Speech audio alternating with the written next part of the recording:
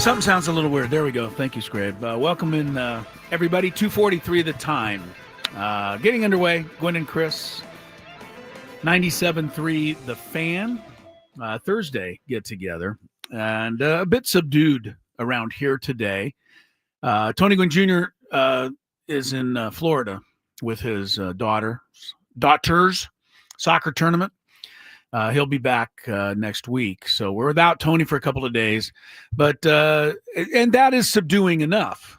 But even further subdued, many of you probably have heard or may have heard of the changes that were made, or the change that was made here this morning. And I just want to. The radio business is as tough as any business going out there. And I know it's tough all over and all kinds of different things right now. But to have Craig and Annie, I feel bad for, both of them. And, my heart goes out to them. We were following their show and they were doing a hell of a job for the last year.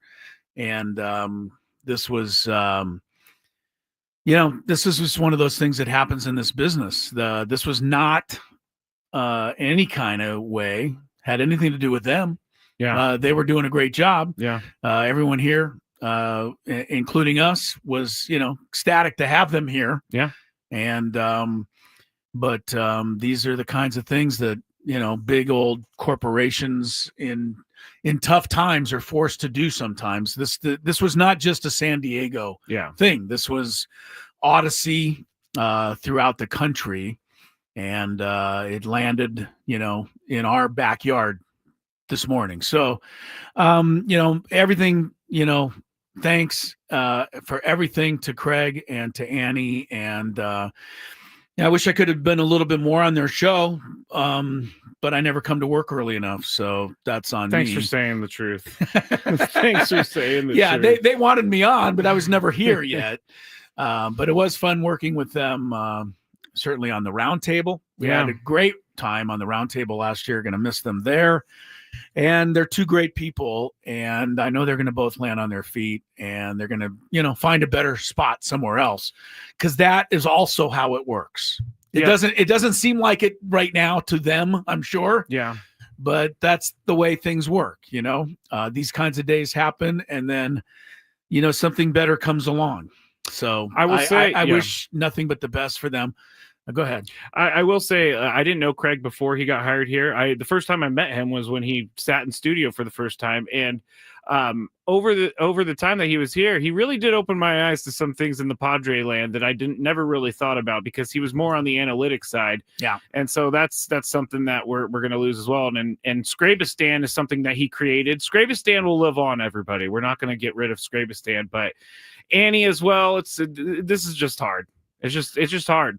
It's hard to come on today. I mean, we have to take a second, you and I, and also representing Tony. We lucked out today. We really did, because we're doing a good job, but they were doing a good job. Yeah, right. It's not really a whole lot of big difference. So, I'm really sorry to hear what happened. We do want to take a minute. I know Skraby and I do, and Tony, if he were here, to thank all of you out there who listen to our show and have helped make it, whatever it has become, which I think is kind of part of the fabric of what we're doing here in afternoons and sports in San Diego. And we appreciate your continued support and look forward to, entertaining you and informing you and upsetting you as often as we possibly can moving forward. So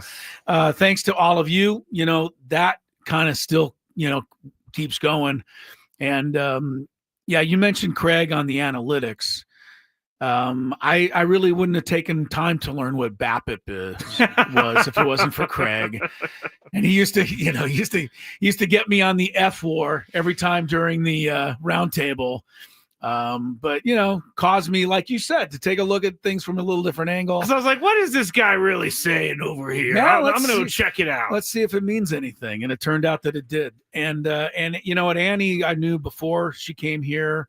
I knew Craig before he came here too, but I know Annie from back in the day, and she's a bright light. That's all you can say about Annie. She's just a flat out bright light, and she works her tail off. Mm-hmm. And anybody who's ever seen any of the work she's done, whether it be videos that she used to put together or does put together for the UT, whether it was working with the television, whether it was doing interviews, whether it was doing, pieces and finding out the background of the athletes and letting us get to know athletes in town better. And then to her work here, we know that Annie's she's gonna knock it out of the park. Yes, wherever it is that she goes from here. So, and one last thing, I read some of the Twitter, and I know everybody has it now. Wants to have a comment on what happened today. Remember, first and foremost, 2 people lost their jobs today. Yeah, 2 and human beings. let's try to act accordingly out there. Yeah. Okay. If you didn't like the show, you didn't like the show. That's your prerogative. Yeah. But days like this, think if it's ever happened to you. It's a tough day. So try to at least get that part of it before you go and write something silly. Yeah. And uncaring. Yeah. Please don't go out there. Nah, these people are. It's not worth. It's not the thing to do. I've texted back and forth with a few people, and I texted with Annie, and she understands it's a business and all that stuff. But Annie and Craig were coming in today to do a show, and anyway. Yeah, I've been there, and come to work, and instead of going into the studio, go upstairs to the offices, and then your day takes a different turn. Fortunately, I'm knocking on wood, and I'm being serious. I've never been through that, and I don't want to go through that, but I feel for them, and we will keep in touch with them for sure. Yeah. All right. So anyway, that's that. As far as what's happening in the middays, tomorrow we're going to carry the Padre game again, and then Skraby now come on after the Padre game, and I believe starting next week they'll have something new, different, and it'll be local. Yes, we're keeping it local here. Yes. So you San Diego sports fans will have San Diego radio throughout the day, but that is what we know. We're still going to do our thing, which is bring you the best Padres coverage in town. That is what we do know. All right. As far as the Padres are concerned, do we have to cover what happened today? There were some bright moments. Yes. There were some bright moments. Yes, Eggy Rosario hit a home run. Jackson Merrill hit a home run. Tirso got another hit. There are no other bright moments. Tirso got caught stealing after his hit. I was leaving that one out. Padres, Oscar Gonzalez had another hit, so he keeps pace. He almost hit a home run. He was a foot away. He keeps pace with Tirso. They both now have 9 hits in spring training to lead the Padres. But that was all. The rest of it was Texas 8, Padres 2.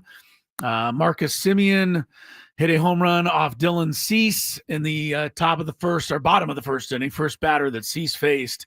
Semien took him out of the ballpark. Cease ended up with 3 innings, 4 hits, 2 runs, 3 strikeouts. It was another bad day. I hate to say this like that, but I know that, the Padres picked up Ron Marinaccio from the Yankees, and we're expecting, some good things from him. Had another bad outing today, unfortunately. 2/3 of an inning, 4 hits, 3 runs, and gave up a home run as well. So, it's all going to factor into who makes those final bullpen spots, and there's not really a lot open now. One of the bullpen spots is going to open up, at least for the beginning of the season, because Hoying is not going to be on the opening day roster. He's going to be on the injured list, which is concerning a little bit, but they'll figure it out. But so he's going to be on the injured list. He's their major innings eater. He is, but they got plenty of guys who can do that. Vasquez, Brito, because I think Waldron's going to be the 5th starter. I just do. Maybe it'll be Kyle Hart. You know who looked good yesterday, and I know he came in as a reliever, but Wes Benjamin looked really good yesterday. Wes Benjamin's looking good to you? Yep. All but right. I don't know how much the of a scouting eye of getting. Matt Skraby has focused in on Wes Benjamin. He's a tall lefty. Didn't give up anything yesterday. Yeah, I gotcha. Okay, good. Were you trying to make fun of me, and then you're no, like, I'm not trying to make fun of you. I'm just trying to, he pitched an inning. That's great. I don't think he's going to make the squad based on that. But you saw something, so maybe I saw it, Chris. I saw it. You found a little get up on that fastball. Yeah. Very good. Padres fall to 3-9. 3-9 or 3 and it says 3-10 here, but I think it's 3-10 because they were 3-9 coming into the game. Oh, wait a minute. The standings had not updated yet. Yes, the 3-10 record now drops the Padres into a tie with the White Sox. Well, the worst record in spring training. Well, if you keep telling me that it doesn't matter, then let's just stop mentioning it altogether. Should I stop mentioning that? The record, we don't need it anymore. Let me just say one thing about that. Although 3-10 is not great, Chris. It's not. They've lost 7 in a row. They're also minus 34 in the run differential in spring training. That is far and away the worst in all of baseball. It's like not even close to the second worst team. So, yeah, spring training has been a disaster in that regard. And let's say this. Anytime you're tied with the White Sox in anything, it can't be good. No. So, kidding me? Yeah. You don't want to be anywhere near being mentioned with the White Sox. Don't want to be in the same breath as the White Sox, but that's where the Padres find themselves after the 8-2 loss today. All right. We'll try to pick up the pace here a little bit as we kick off our first full hour together today next on Gwynn and Chris and Craig and Annie. We're with you. Thanks.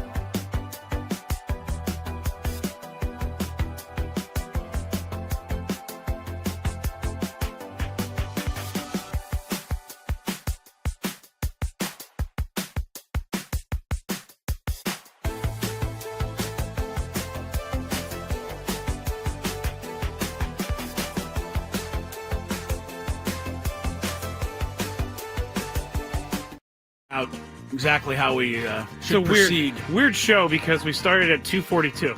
Right. Well, let's just get back on the plan.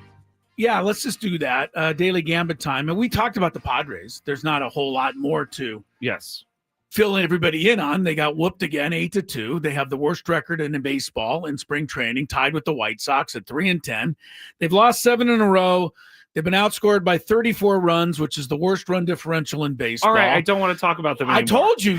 I already said all this. You're like, well, you better talk Padres. I'm like, no. I don't want to talk about You don't want to talk about the Padres right now. There's nothing good to tell you. They didn't sign anybody today. All right? All right, you've made your point. Jose Iglesias did not make his debut today. No, but I need him to make another song because I've been singing "Oh My God" in my head all day. Yeah, he needs to make another song so that you can stop singing that one. We will carry on with the regular program from this point on. 30 Mile Zone. It's Thursday. We'll have that for you. Chris versus the fans. The Aztec women's basketball team gets going in the Mountain West Conference tournament on Monday. They're all conference forward. Adryana Quezada will be on the show today. And we always have fun talking to the kids from that team. I confirmed with Chris that her picture we'll be using during the phone call is of her, because that scarred me, Chris. Yes, it did. Last time we had, I believe it was Kim Villalobos on. Yes. But you had a picture of somebody who played on last year's team. Yeah, and her you didn't even have a picture of somebody from this year's team. Like you missed it by a whole year. It stuck with me, so I made sure. I know you've been on the show. Yeah, no, if you don't, Adriana Quezada, when she's on the show and you're watching on YouTube, that will actually be a picture of her this time. Thank you. I should also mention that while we have a big five and all of that, I wanted to mention one more thing, and now I got thrown off. Oh well, I'll think of it perhaps. Oh. Here it is. Oh, yeah. It's up there. USD's men's basketball team is playing in its conference tournament game. The Pacific coach looks like he's about to cry. Well, he's got the lead, if that means anything to him. Right now, first half, Pacific, which is the 10th seed. Ugh. The USD Terreros are the 11th seed. Oh, wow. All right. This is the 10-11 play-in game, Skraby. This is pretty bottom of the barrel for the WCC right now. Well, it doesn't go any lower than 11th. So, yeah. Right now, though, it's a good game. Pacific 25, the Terreros 24. And Steve Lavin, it was announced today, or at least written today, will indeed be back as coach of the Terreros next year, despite going 5-26 this year. But a lot of that had to do with the fact they had 5 of their top 6 scorers transferred from last year. Any coach in America, take their top 5 scorers off the team. It's going to be tough. And then tell them to win a bunch of games. It's going to be tough. Pretty tough. So, I think I was saying the other day, Steve Lavin can coach. I'm pretty sure of that. So just, give him a chance to get some players back in there with the Terreros. But it has been a long season indeed. Yeah, it just is unfortunate too. And we've talked about this a million times that you could have a good player on your team. You could recruit them for years, and then they're one and done with your team. Well, the NIL, portal. Somebody, offers them a bunch of money, they're out. Yeah, that's and not easy. You can't keep them. All right, let's get to the Daily Gambit, Skraby. You are on fire this week. People should be They should be taking all of their gambling suggestions from you for once after another great performance last night. Do you like money? I think about money a lot. Do you like money without doing anything? Winning. Do you want to make money while watching sports? I think Washington is immortal luck. Washington! Woohoo! If you answered yes, this is your segment. Just don't blame us when you lose. Nothing is ever your fault. It's your game. Take it. Gwynn and Chris go through the top bets of the day in The Daily Gambit on 97.3 The Fan. Daily Gambit is our daily sports betting segment here on Gwynn and Chris. Please, everybody, gamble responsibly. Let's get to our bets. Now, there was a pretty big game last night in college basketball between Florida and Alabama. Alabama, 3.5-point favorites. Chris and I both went Florida. Florida won 99-94. I got to tell you, Florida looks really awesome. They do. They look like a phenomenal team. They not only won at Alabama, they earlier this year won at Auburn. I mean, that's two of the best teams in the nation. They beat both of them on the road. The top seeds in the NCAA tournament should be Florida, Auburn, Duke, and Houston. Those should be the number one seeds when it's all said and done. So the Aztecs beat a potential most likely and hopefully that's going to seed. hold some weight when it comes to, selecting the Aztecs or not selecting the Aztecs. All right, let's go to our next game, UConn and Marquette. UConn 3.5-point favorites in this one. Chris went Marquette. I went UConn. UConn won by 6. You're a traitor. You're a flat-out traitor. You say one thing, you do another. You say you can't stand Dan Hurley. You say get this guy out of here, and then you support him with your hard-earned cash. Do you remember what I said yesterday? Yeah. I don't like Dan Hurley, but they keep making me lose my bets, so I'm going to go with UConn. Well, they won last night. Okay. Yes, they did. UNLV. Now, Chris, this whole time yesterday, I missed you say women's on this. Oh. And so the whole time I'm thinking, wait, UNLV played the Aztecs and then they're going to go. But I didn't want to say anything because I didn't want to seem stupid. But this was a women's game between UNLV and Wyoming. UNLV minus 5.5 on the spread. We both chose Wyoming. Wyoming won this game outright, Chris, 71-66. They did. UNLV in conference play in its last 63 games has now lost 3. That's how rare that is. But good for Wyoming. They finished second in the conference behind UNLV. Probably 2 teams that the Aztecs will have to beat next week. Well, they want to get where they want to go.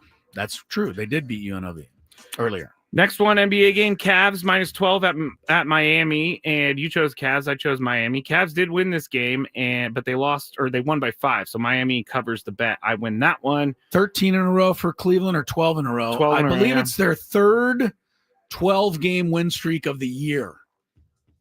That's a lot in 1 year. That is a lot. 12 games?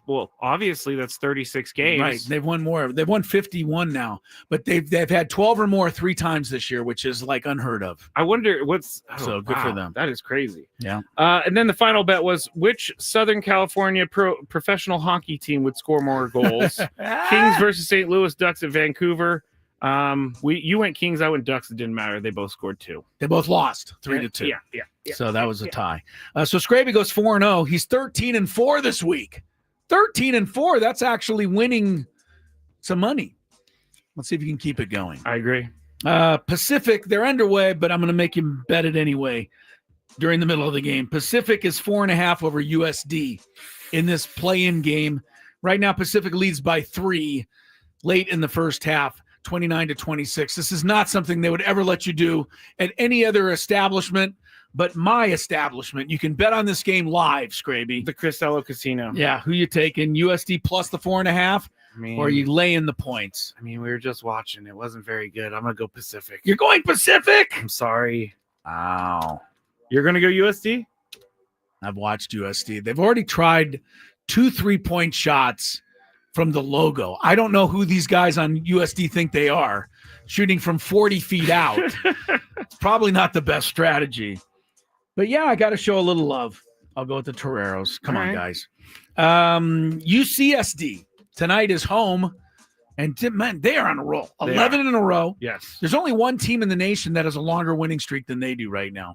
That's Central Connecticut, which is not something anybody would know. Wow. So UCSD, what's the mascot on Central Connecticut? That one's a good. You got me. The Woodpeckers? You finally found one that I don't know. I don't know Central Connecticut. Okay, I'll look it up real quick. UCSD is 22-point favorite tonight over Long Beach State. 22-point favorite tonight over and Long they have been Beach beating State. everybody by 22 points. They have.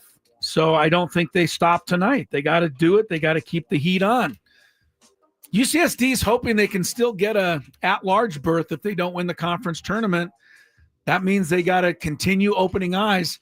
They have the second largest. I read this today. I can believe it. They have the second largest point differential of any team in the nation. Wow. In terms of, margin of victory. I mean, go look at their schedule. And Like you just said. Yeah, they haven't beaten great teams except for Utah State. But when they do win, when they win, they win by 20 or 30 every time. I'm going to go UCSD too. And also, Chris, I didn't get a chance to tell you this yet, but we have your guy that wrote the UCSD article on tomorrow. Good. So we'll talk, and we have Mark Ziegler. So we'll be going Aztecs and we'll be going UCSD. Covering both tomorrow. That's good for us. On the women's side tonight, Big Ten tournament. Iowa women without Caitlin Clark anymore. They're still favored by 1.5. Wait, people still play basketball in Iowa now that Caitlin Yes, Clark's right. gone? The program carried on after she left. How? I know. They're favored by 1.5 over Michigan State. This is a Big Ten, I think, second round game. I don't know what to tell you. Thanks. They're both pretty evenly matched, apparently, since the spread is 1.5. I'll go with I'm gonna go with Iowa just because every time I pick Michigan State for anything, Sparty they hasn't lose come it through for me. you? Yes. All right, I'll have fun. I got to gain ground. I'm way behind you. I'll take Sparty. Iowa collapses without Caitlin Clark. Good NBA game tonight. Lakers 3 over the Knicks at LA. I got to go with the Lakers. They're unstoppable right now. I'm surprised they only have to give 3 points. Yeah, at home. I know. The Knicks are having a great season, but I mean, the Lakers are on fire until further notice. I'm going to go Lakers as well. All right. Luka -2 points over LeBron. This is just points this time. Okay. Luka -2. Taking Luka or LeBron tonight? LeBron is incredible right now. I'm going LeBron. I know that Luka's incredible, but LeBron is like on another planet right now. Take Luka. But LeBron is. They wrote, just saw a note, 4 of the last 5 games against the Knicks, LeBron's had a triple-double. He always gets psyched up to play the Knicks for whatever reason. Trae Young versus Indiana. Zion versus Houston. I will take Zion. No, I won't. Trae Young scores more than Zion. Trae Young. I know you're surprised that Zion's even playing tonight, apparently. He's actually played a lot more games than I thought he would this year. Of late, he's averaging 24.8 per game. He's having a decent year. Just imagine how well he would do if he could breathe. Cared? If he could breathe running up and down the floor. If it maybe that's really funny. The guy's really good without breathing. I mean, he's in no shape at all. He's a 24.8, 7.3, 5.2 average guy. Oh, he's unbelievable. And he's in terrible shape and overweight. He just had 37 points against the Lakers. I'm going to go Zion. All right. Final one. Peyton Pritchard, Boston Celtics, scored 40 last night. Derek White, his teammate, scored 41. Wow. Combined, they hit 19 threes for the Celtics. Oh, my gosh. Tonight, Peyton Pritchard's over-under is 19. Points, not threes. No, not threes. He scored 40 last night. I'm going to go under. You're going to go under? Me too. That's why I put it in here. He's going to be shooting everything. He can't be stopped. I'll say under. All right. All right, let's take a break. When we come back, I don't know if you had anything major scheduled here. Nope. I want to pay tribute to one of San Diego's greatest. What is he? Announcers? Well, he is an announcer, yes, but I was trying to give him a different title. He's one of the. Well, I'll figure it out in the break, and I'll pay tribute to him when we come back. I was going to say, should I be playing this? Yeah, I can't think of it. Well, either that or play Alanis Morissette. Oh, I would love to play Alanis Morissette, Chris. Thank you for asking. You want to know this word. I will figure it out when we come back after traffic. From the 855, get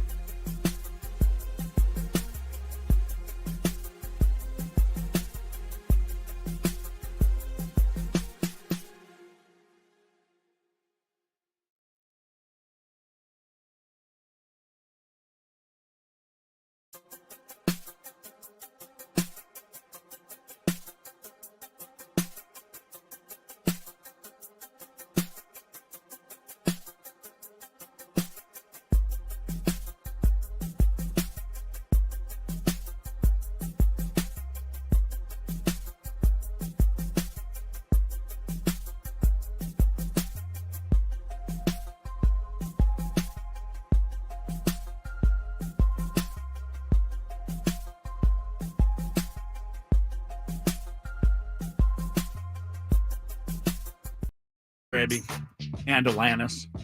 Alanis was waiting all break to say that. I know. Welcome back to Gwynn and Chris. 3:22 is the time. The word I was looking for was icon. He's an icon in San Diego. Icon. Yeah. That's and a good word. I want to pay tribute to a San Diego icon. Okay. You said announcer. He is also an announcer. But he's much more than that to anybody. And I imagine that means most of us out there. To anybody who's ever put a couple of dollars down on a horse at Del Mar, the voice of Trevor Denman is unmistakable.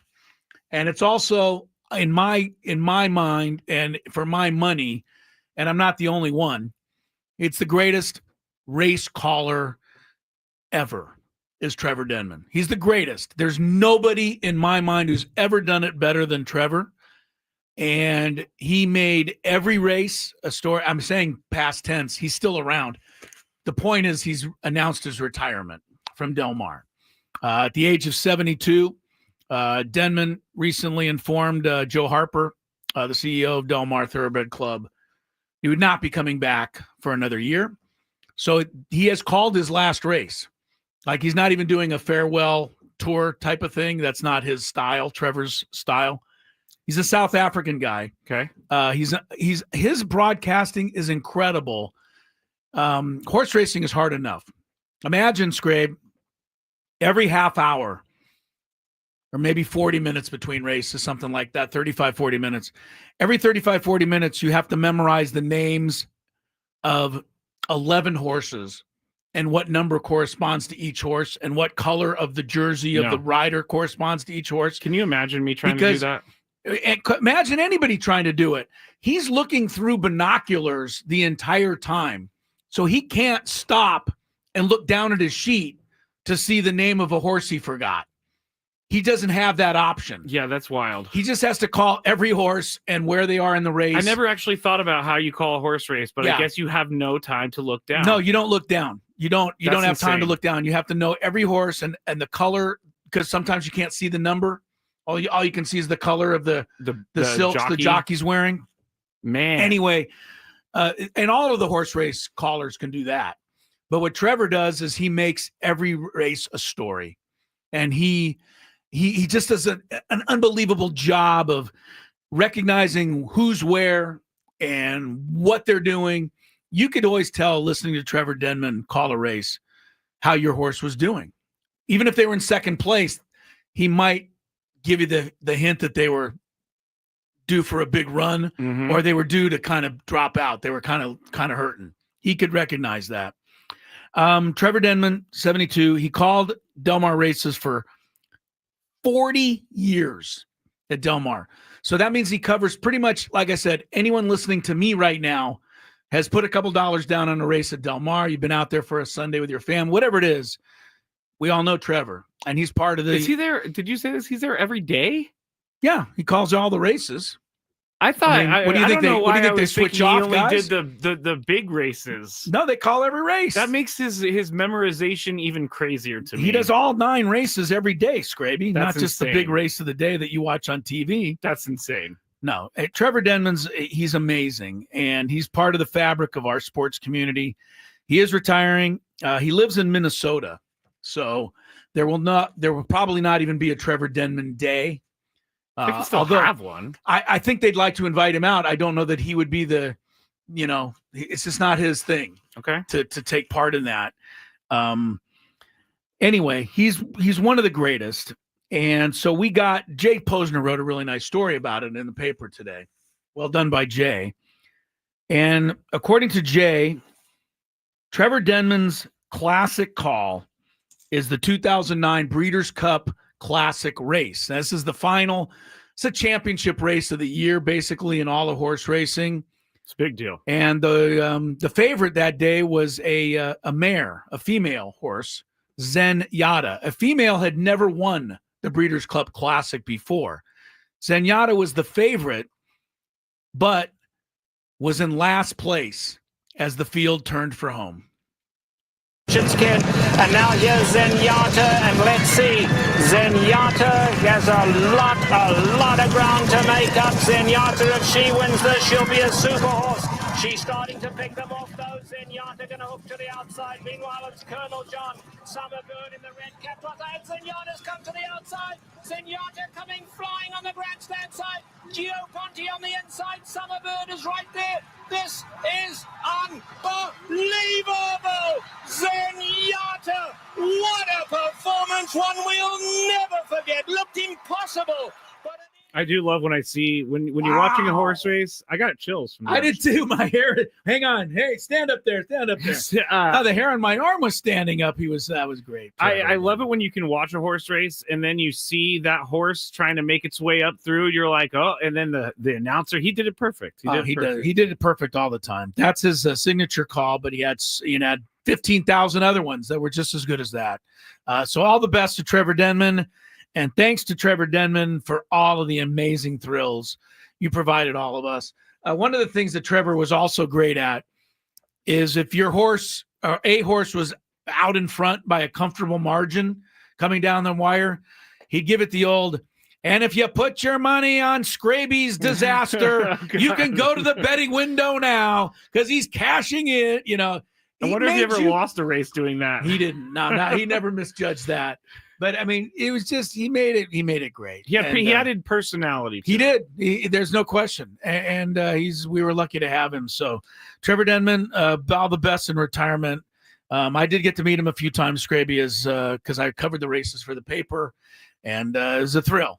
For me, and I imagine anybody out there who went to Del Mar, you know what I'm talking about. So, congrats to Trevor Denman on an amazing career. He retires after 40 years calling races at Del Mar. And he's going to be missed for sure. I'm still just thinking how crazy it is that he can memorize all these horses. And especially all the crazy horse names like Rip Van Winkle. Everything. War Emblem. Every race, he's got to remember every horse. That's Not crazy. just like the first race of the day and the fourth race. All 9 races, every horse, every race. Trevor. Makes me nervous. Can you just play the last part of that call again? The hair was standing up, Skraby. I want to hear it again. I closed it. God, it was so good. That was so good. You can see Zenyatta flying down the stretch there. Now, Zenyatta is an awesome name for a horse. Zenyatta was a champion and I'm waiting horse. For Let me tell you something. Waiting for the ad Chris to play. Yeah, Zenyatta was one of the greatest horses in the history of the sport. Zenyatta going to hook to the outside. Meanwhile, it's Colonel John. Summerbird in the red cap. And Zenyatta's come to the outside. Zenyatta coming flying on the grandstand side. Gio Ponte on the inside. Summerbird is right there. This is unbelievable. Zenyatta. There you go. There it is. Zenyatta raced 20 times in her career with a final record of 19 wins and 1 second place. Not a bad career for a horse. No, I'm also kind of surprised that I didn't realize that they put male and female males horses. And females. Not too often. Not too often. That's how super horse Zenyatta was. She could go out there and beat the guys. Love Zenyatta then. Love Zenyatta. A lot to love about Zenyatta, the horse. And a lot to love about Trevor Denman's call. Timeout on the floor here. 30 Mile Zone visits us next on Gwynn and Chris. Ben and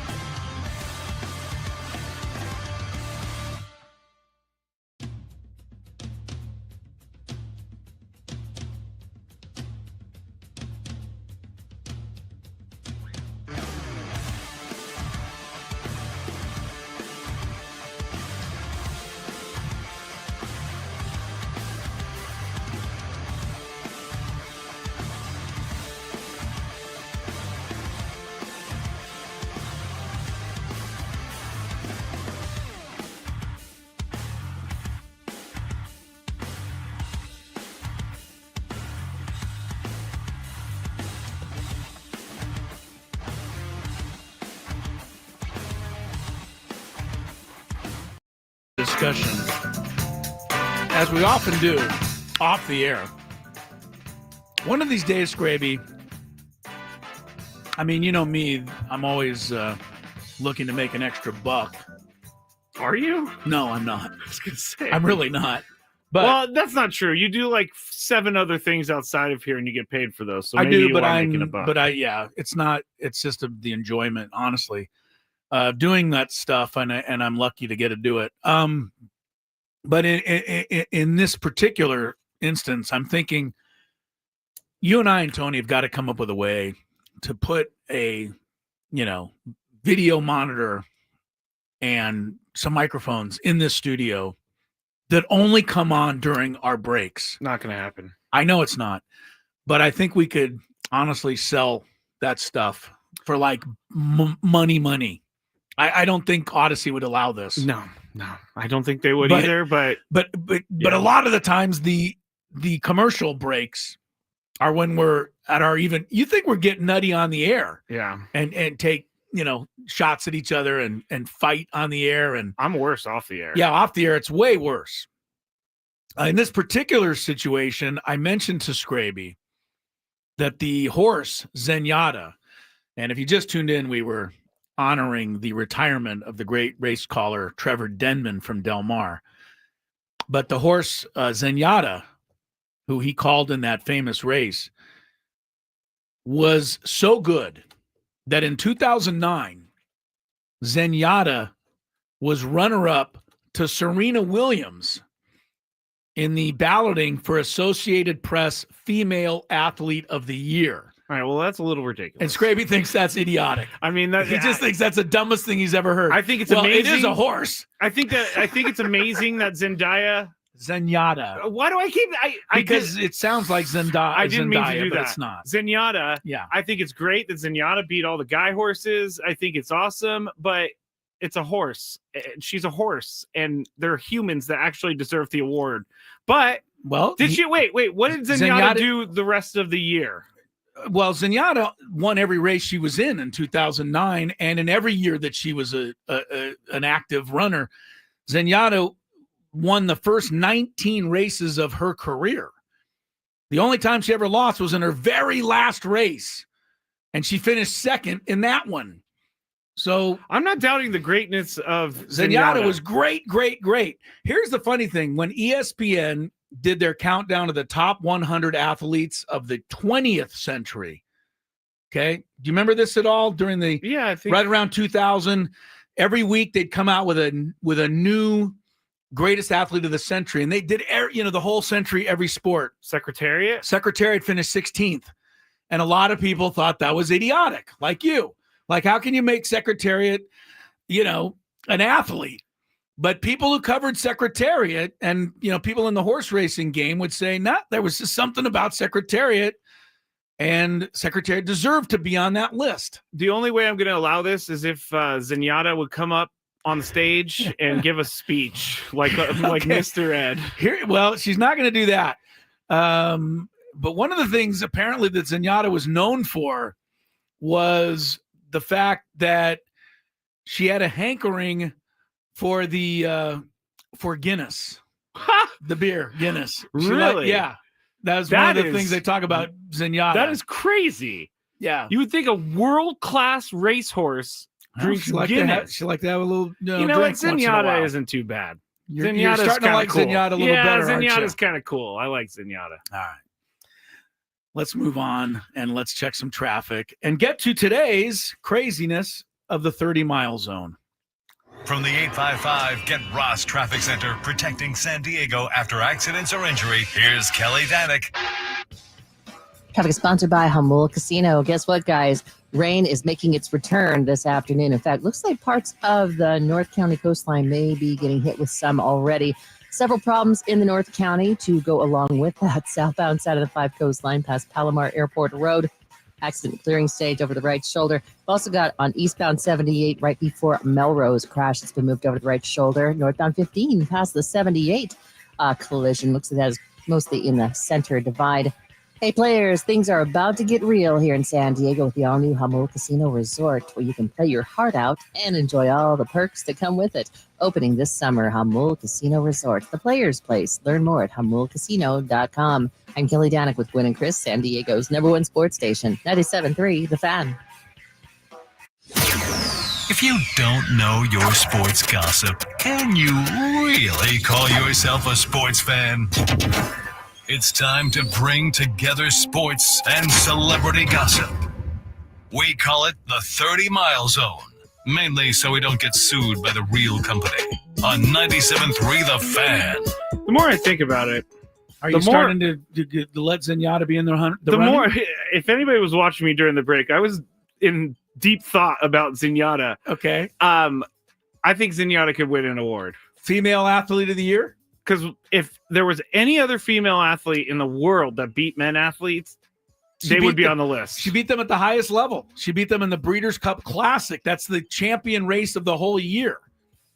Here's one last thing on Zenyatta. She was known for her dance moves that she liked to make while she was walking in the ring and in the post parade prior to her races. And here's where it says her taste for Guinness Stout contributed to her popularity. Of course. There you go. Zenyatta's She likes a cool Guinness horse. Stout. I mean, Zenyatta, it sounds man. like she knew what she was doing. She was dancing okay, dancing in the where they show them. I don't know what that's called. I believe, at least according to this Wikipedia page, Zenyatta's still trotting around somewhere. She's 20 years old. Born in 2004. This is a dumb question. Yeah. How long do horses live? Yeah, 20 to 25 is really good. Okay. So she might still be kicking. I hope she is. All right. Here we go. Into some of the TMZ stuff. 30-mile zone. Okay. We're going to start with something that happened in Orlando. And the reason we're starting with this, because a man allegedly impersonating an NBA agent was arrested last week after he was accused of stealing $769,000 in earrings, and then he swallowed them when he was confronted by the cops. So the Orlando Police Department... Is this at an NBA game and they went into the locker room? This and is got at a mall. Oh, at a mall. It's at a mall. He has nothing to do with the NBA. Oh, sorry. He just said that he was an NBA agent. Oh, okay. Gotcha. And they believed him. So Jathan Gilder is his name. They were at Tiffany & Co. at the mall at Millennia.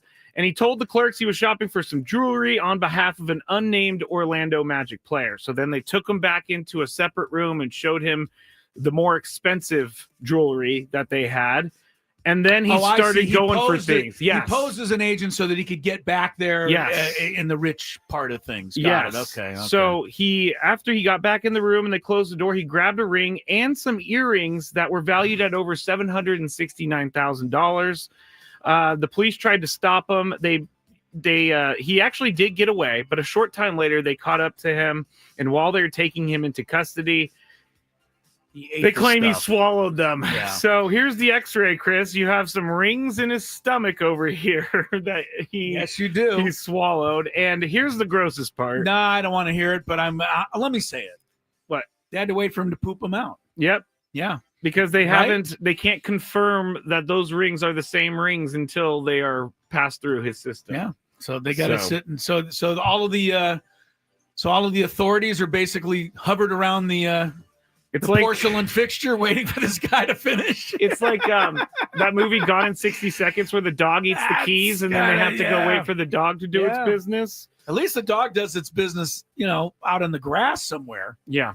This you'd have to anyway. All right, I don't want to even further on. Let's move on. All right. That's okay. Next one. Now here, we always talk about different items that people buy as memorabilia, and we all don't really get it. Yeah, we don't. I think you might be into this one, Chris, because the first worn jerseys ever in NBA history, so they wore these jerseys during their debut or up for auction. Michael Jordan and Kobe Bryant. First game actual jerseys. We know for sure. Right? Yes. That's another thing that I get on these things. Sure. We know for sure. These things are very highly controlled. Was Jordan's is it a white jersey or a red one? It's a red one with the cursive Chicago across the middle, and then it's 23 back in those days. And then Kobe has his Lakers an 8 number. Okay. So apparently combined they're expecting these jerseys to go for $20 million each, or is it one sale combined? No, it's not combined. You can buy them both. separate, but both could probably bring in $20 million combined for this auction company. I think if you had $10 million, Chris, and you could burn it, I think you would buy this. Couldn't I just buy a regular, no, you could still smell Michael Jordan's pit sweat? Nah, I don't want to smell that. I like Michael Jordan, I do, but I don't need that. I think this is kind of cool. It looks pretty cool, I will say, but you could get another Chicago 23 jersey like that and hang it up, and I just assume have that unsigned and not be the first one he ever wore and pay $75 for it. I really, truly would, Skrabe. I'm being straight up with you. The Laker one the same way. Give me a Lakers old, jersey from that time when Kobe debuted. It's an iconic jersey. There's no question. It's got the 8 on there. I hang that up for, $80. I just don't need the actual one. I mean, it is very expensive. $20 million for both of them. I don't necessarily disagree with you, but I do think this is cool for some reason. I don't know why. You do, but I'm reading this also. The Jordan jersey comes from his 1985 preseason debut. Oh, that's not even his regular game. That's not in the story. So it wasn't even his first game. 1985 preseason game. Bryant's is at least from his regular season Lakers debut. Wow, I didn't know that about the. The Jordan jersey should take a big step back because it's not even a regular game. It's a preseason game that he wore it. I guess that was his first career game ever. Yeah, but no, I get it. That should go for less. It's a preseason game. All right, move that on. Is that was not my story. You collectors out there, somebody write in and explain to me what it is about collecting something that I don't have that makes you feel makes you feel like spending $20,000, or in this case, $20 million. You have absolutely no idea what kind of floodgates you just opened for yourself. Yeah, I don't get it. I don't get what your thinking is. So somebody explain. All right, next one is the Cavaliers are really feeling themselves right now. They just won 12 in a row. Chris told us earlier they have 3 separate stints of at least 12 wins in a row this season. Yeah, they do. Well, they have filed for a trademark today, which is a fan favorite trademark, and it's called Cavalanche. I guess the fans love this word Cavalanche, and according to the patent office, filing was made yesterday, the same day the team beat the Heat to punch their ticket to the playoffs, but they are going to be using this to make money off of this little saying. Cavalanche. Do you like this? I like it. But here's the thing about sayings like this. Okay. If the Cavaliers go into the playoffs and Boston beats their brains in, Cavalanche will disappear forever. Oh, yeah. Right? Yeah. These kinds of things are only cool, in my mind anyway, if the team does something with it and wins. But I like Cavalanche, to be honest with you. I think it's pretty good. Not the worst I've heard. But they're going to still have to beat the Celtics. And, they've won 16 of their last 17 games. Their only loss was to the Celtics in that span. I don't know that this Cleveland gets through to the finals even, because Boston's going to be standing in their way. Boston's been just playing it, half and half all year. They're saving up for the playoffs. They know they're going to be there. Cleveland's just playing lights out during the entire regular season. Maybe Cleveland beats them. I kind of hope Cleveland does, because I'm kind of tired of Boston. Yeah. But that's my answer. Like three-peat, when Pat Riley brought three-peat, he did it hoping the Lakers would three-peat. They did not do it. Yeah. So three-peat went away for 12 years. And then it came back. Until the Bulls did it, and then it was a thing again. So if they get eliminated first round, this thing's done. Even in this championship, finals or semifinal, yeah. Jack says, you do see the Avalanche calling themselves the Avaliers. Oh, good, Jack. We got some really smart listeners out there. I like that one. The Avaliers. The only thing about Cavalanche that I don't like is that it's Cleveland. There's no mountains to have avalanches in Cleveland. So I don't think that matters. I think it matters a lot, Chris. I think it matters a lot. Now, do you remember the Fire Fest? Why does it matter a lot? There isn't a lake within 10,000 miles of Los Angeles. There's still the Lakers. What are you talking about? There's the La Brea Tar Pits. Okay, there's 2. The other, okay, I'm moving on from that. Antonio Brown, he is getting another job, Chris. Do you remember the Fire Festival? I do. Years ago. I saw the documentary about it. Yeah. Tell everybody what it was. It was not everybody will remember it. It was a huge festival put on by this guy named Billy McFarland. And basically, he took all this money. People bought tickets. It was supposed to be on this island. It was supposed to be this great concert festival. Right. They took over an island. You flew to the island. You with paid other for rich lodging. People. You paid for food, lodging, and a concert with 5 or 6 huge name groups. Well, right? It turns out the lodging was FEMA tents, and Yes, the food was like 2 pieces of bread and some lettuce and tomato. And there was no bands either. Yeah. The bands didn't even show up. The bands didn't even show up. It was a complete disaster. It was. And it was called the Fire Festival, and a lot of people lost their money. Yes, they did. Because they paid it to this guy. And Billy McFarland went to prison for this. Well, he's out of prison. All right. And he's starting Fire Festival 2. However, Mexico, the place in Mexico where he's supposed to be holding this, says we have no idea what he's talking about. We don't have anything on the books for a Fire Festival 2. Antonio Brown, though, came out and said that he is going to be performing at Fire Festival 2. Oh, okay. So we can look out for that. But I now have good reason not to attend. I can tell you right now that if Antonio Brown is saying something, it's probably not true. Yeah, probably. He doesn't tell the truth very often. Antonio's an excellent liar. He goes where he needs to go. He's a liar. So I don't know about Fire Festival. This is hilarious. If you are stupid enough to pay for Fire Fest the first time, I'll give you that one.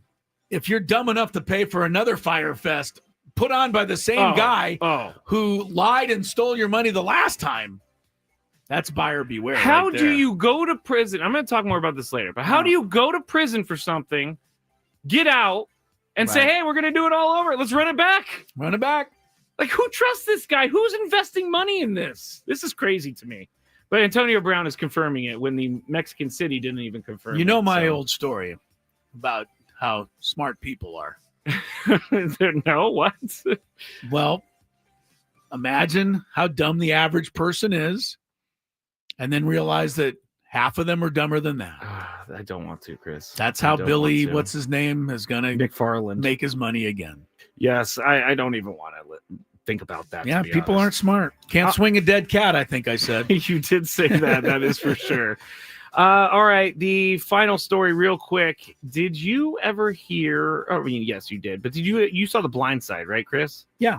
Okay, well, the star of The Blind Side, Quentin Aaron, was in the hospital. The guy who played Michael Orr. Yeah, okay. Apparently last week he had a really, really bad illness, and it was so bad that he had to go to the hospital, and he was in there for a very long time. Okay. But he said he had a blood-soaked cough, and that the doctors administered a bunch of tests, and that he's dealing with type A flu as well as pneumonia, but he's home. Things are doing okay for him now. I guess that's a happy ending. It is a happy ending. Sounds a little nervous. Look over here. Racking. All right. Got a minute left before the top of the hour. Good TMZ, or 30-mile zone. We got a couple of tickets to give away to the crucial Aztec basketball game Saturday night. Right now, we're going to give them away. Aztecs play Nevada at Viejas Arena. You can go to the game. Got to call in with the correct answer to a trivia question, 833-288-0973. Trivia question. We talked at length in the last 45 minutes about the great racehorse Zenyatta. 19 wins, 1 second place finish. Who was the only horse in history who ever beat Zenyatta? Scramble to find out, or either know it. I'm on the show and I don't even know. It's a tough one. Chris versus the fans next.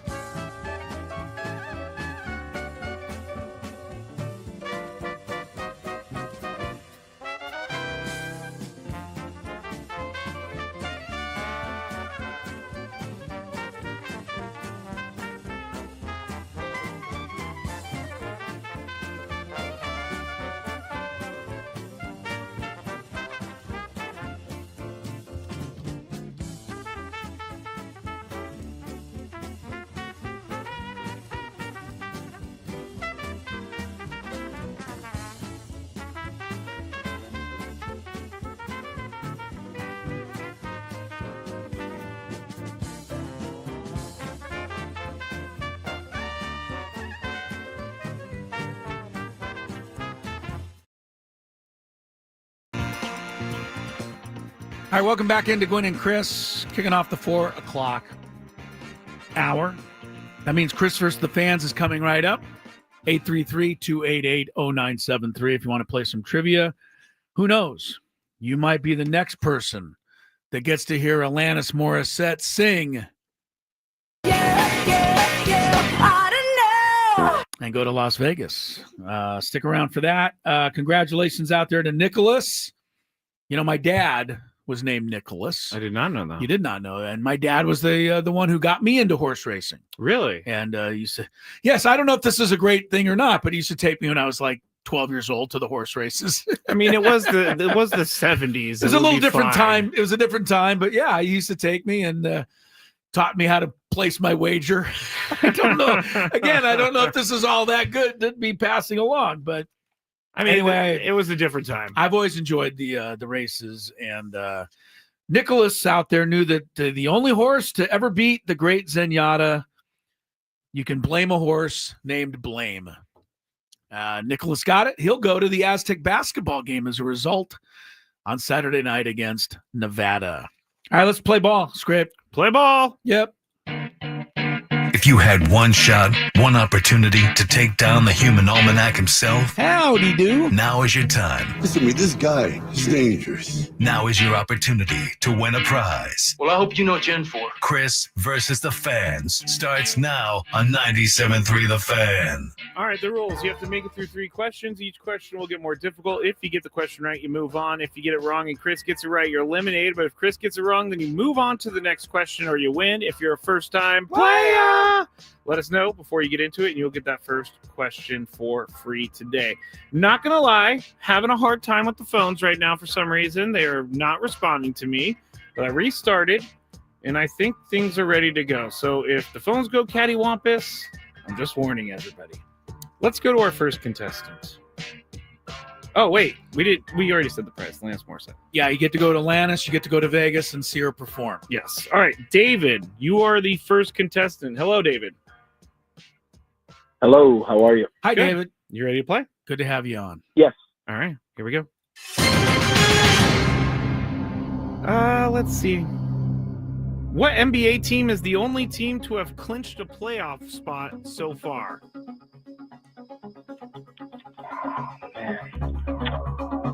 I'm going to go with the Timberwolves. The Timberwolves. Yeah.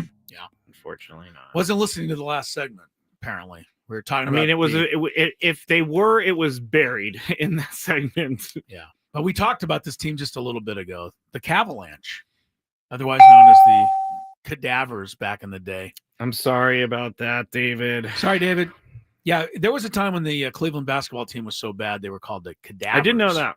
Oh, you I have heard that before. Okay, now they're the Cavalanche because they're doing well. Of course, I go, oh, cadavers. My ears perk up when I hear cadavers. All right, let's go to our next one. I don't know. This is Para. Para, are you there? Okay. Not there. Well, we're having phone issues. That's true. That's not a good thing. Let's try this one. Peter in UTC. Peter? Yes. All Hey, Peter. right. Good. He's there. All right. You ready to play, Peter? Yeah. All right, here we go. Yeah, good luck, Peter. Who do the Aztecs men's basketball team play on Saturday? Who do they play? Yes, who do they play? Who is their this opponent? coming Saturday? Must-win game, Peter. Utah State. Utah State, he says. Utah State. Unfortunately, Nevada. On we go. Sorry about that. Man, we're just crushing people's Yes, dreams right now. well, we're not getting the most in-tune contestants so far. Those I are two think- really easy questions that were missed. I don't know. I think I must would have say. missed the Cavs one if I wasn't in this room when we said that. Okay. All right, let's go to what is the next one? I don't Let's go have. I Steven. can't help you because I don't have my screen's All right, not. we're gonna get this functioning. fixed. Yeah. Steven in Spring Valley. Hello, Steven. Hi, Steven. Hello, how are Hey, you guys? We're Good, great. good. Thanks. Ready to play? Ready? Yes, ready to All play. right. All right.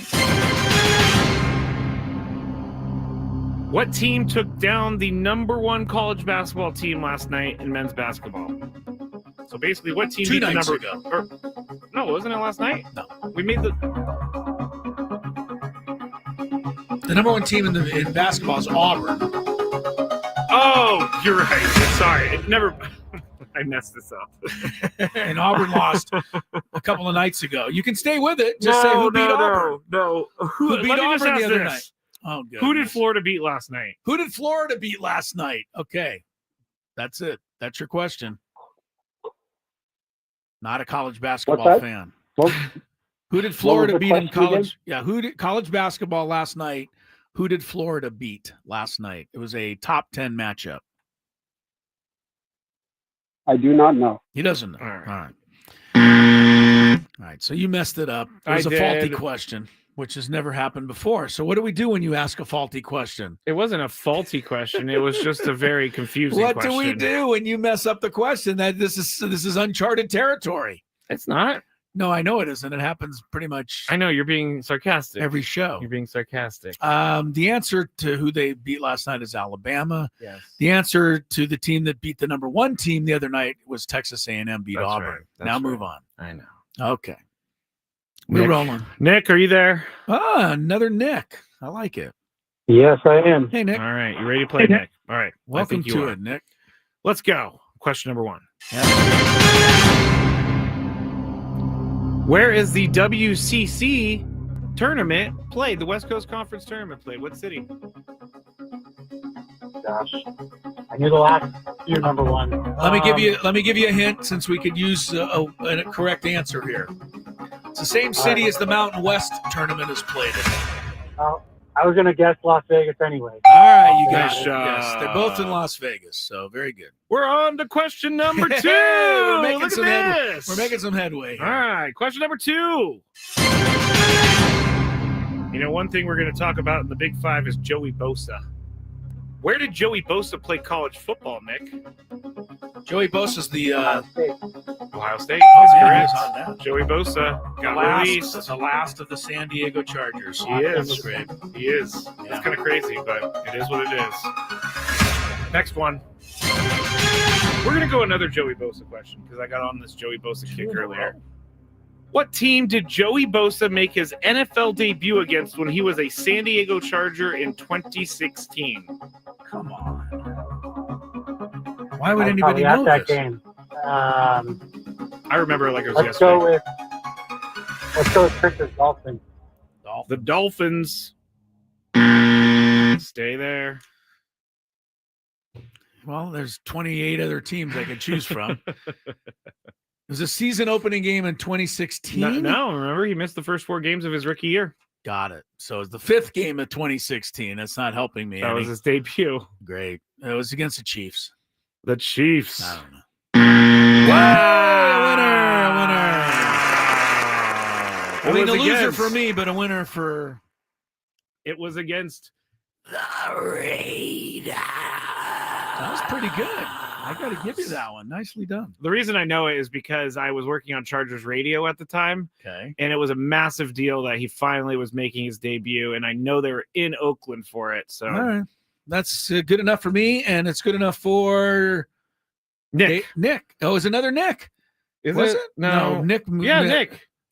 Yeah, it was Nick. Are you sure? Yeah. I'm looking at his name on the phone right now. Stay there, Nick. We got 2 Nicks who won in the last 10 minutes. I guess you're right. Nicholas and now Nick. Yeah. Really? Yeah. It's an all Nick day here on. We should just turn on Nickelodeon. And then later on tonight, watch the Knicks game. Oh, hey-oh. All right, we got it all. Do I have anything else? I don't. I nicked my arm a little bit. Good one. Thank you. At some point during the show, we're giving away all stuff. I guess if your name's Nick, you can win this prize later. A chance to win 2 tickets to Kane Brown. He'll be performing at Pechanga Arena on March 13th. Limited tickets remain at AXS.com. That's access.com.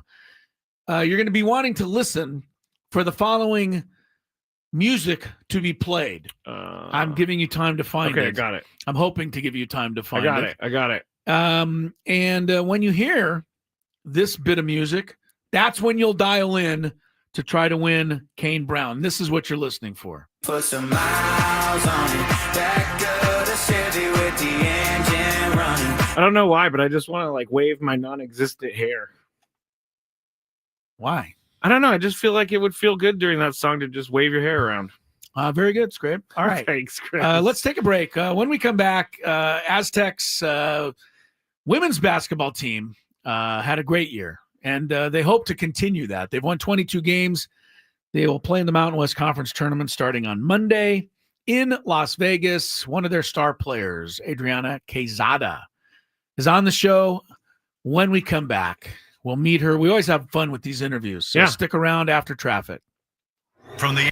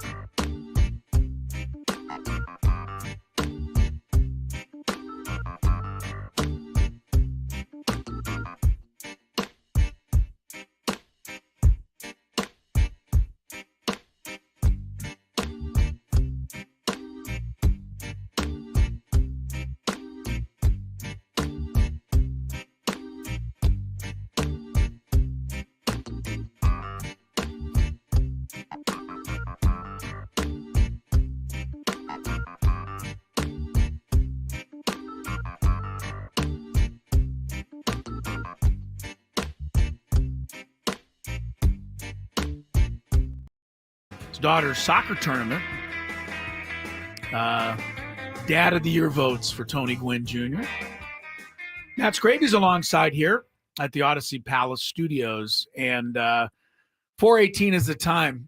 Right now, real quick, USD in its West Coast Conference play-in game against Pacific. Great game, Scrape. Yeah. Pacific 65, USD 64 with about 5 minutes to play. Maybe the Terreros can pull one out. That 4.5 points the Pacific has not looking good right now. Yeah, it's gonna be sketchy. I have had the pleasure watching this. Our next guest, young lady, play for the Aztec women's basketball team. Skraby, nobody makes crazier shots than Adryana Quezada. Is that right? She's got a flair for the dramatic, and she's got a flair for the remarkable. And we are lucky to have her on the program, all conference forward for the Aztecs, Adryana Quezada. How are you doing today, Adryana? Hi, I'm doing good. And how are you? Well, we are good. We are good. And you guys obviously are doing good. It's been a really fun season. You guys got 22 wins, and now it's the I guess it's the calm before the storm, because really everything all year is pointed to going to Las Vegas next week for the tournament. Tell me how you and the team are feeling about now. I feel like we've been talking about it this whole year, of course, like the conference tournament, and we've kind of been taking it like step by step with preseason, conference season, and then now this is kind of like, we call it like our third season. And it's just like going into this, we all know like it's a different type of focus, especially for the conference tournament. Talking to Adryana Quezada here on 97.3 The Fan, Aztecs women's basketball. I'm not going to ask you a basketball question right out the gate. Because you know that we interrupted what she's doing. What? Yeah. Okay, yes. Yeah, this is the thing. Chris told me this earlier, and then now I had to ask you. But I guess you're a big-time gamer. You like playing video games. So tell me what system you have and what game you've been playing lately. Did we interrupt you today, Adryana? No, actually, I haven't been on the game today yet, but I have a PlayStation 5. Yet is the key word. But I play the PlayStation 5, and I play story mode on Spider-Man, but recently my teammates have been getting into Fortnite, so I'm starting to play that again. Okay, I have a PS5 too, and I need to get this Spider-Man game. Everybody tells me the Spider-Man game is awesome. Awesome. No, it really is. You should. I'm definitely recommending it as well. Okay, I'm gonna get it because I like story modes, and if I can be going through a city doing my web thing as I'm going from buildings, I'm all in it. I'm all you like in it? Yeah. Well, that's cool, Adrian. I'll tell you what, Skraby, when they cut down the nets in Vegas next week, and Adriana's in a really good mood, I'll ask her if I can borrow the Spider-Man game. No, I would never. It's probably a digital download. Can't anyway, do that. So. Can't do that. Hey, Adryana. Yeah, it's digital. It's all you digital. Can't trade things anymore. Nah, she is a gamer, but she's a gamer, but she's a baller at heart. And I love to watch this kid play. She's 5'10", 11 maybe, but you're playing in the post against bigger players. And so you and I have talked about this, but this is what has made you come up with an array of crazy shots that you're able to do. And you practice this stuff. And I mean, you're able to score against bigger players. How satisfying is that?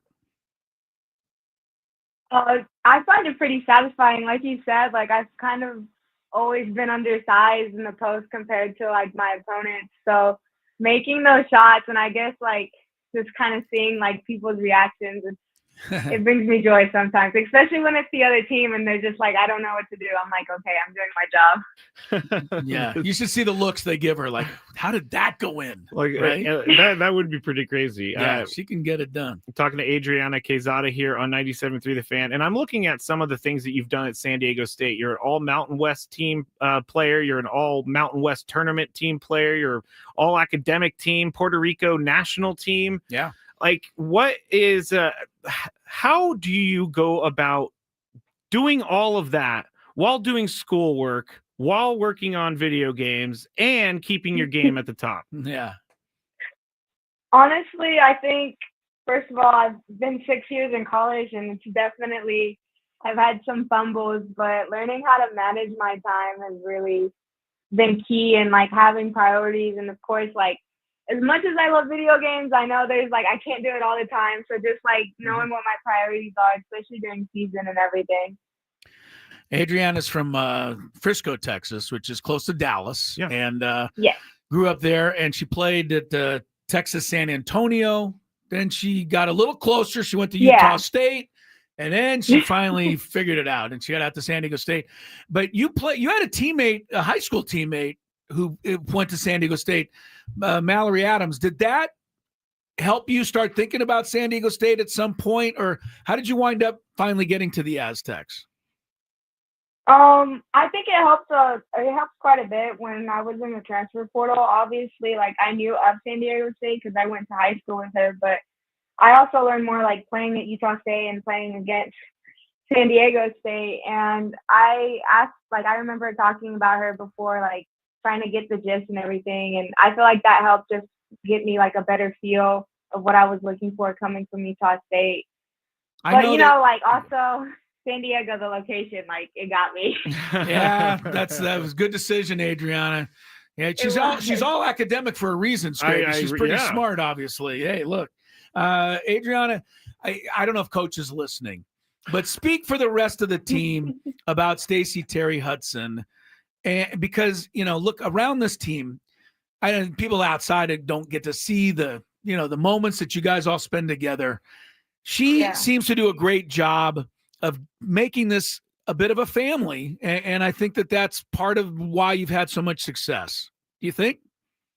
No, yeah, I agree with you. Like you said earlier, like me, I've been to different schools. I've had different head coaches, but being here at San Diego State and like having her as my coach these past 3 years, like it's been a real blessing just because like she makes it like a family. So like I'm 1,000 miles away. I don't know how far Texas is, but I don't feel like alone, and I feel like I have my coaches and I have my teammates as like my support, and like they're all my family, and I think she does a great job in just making you feel like that.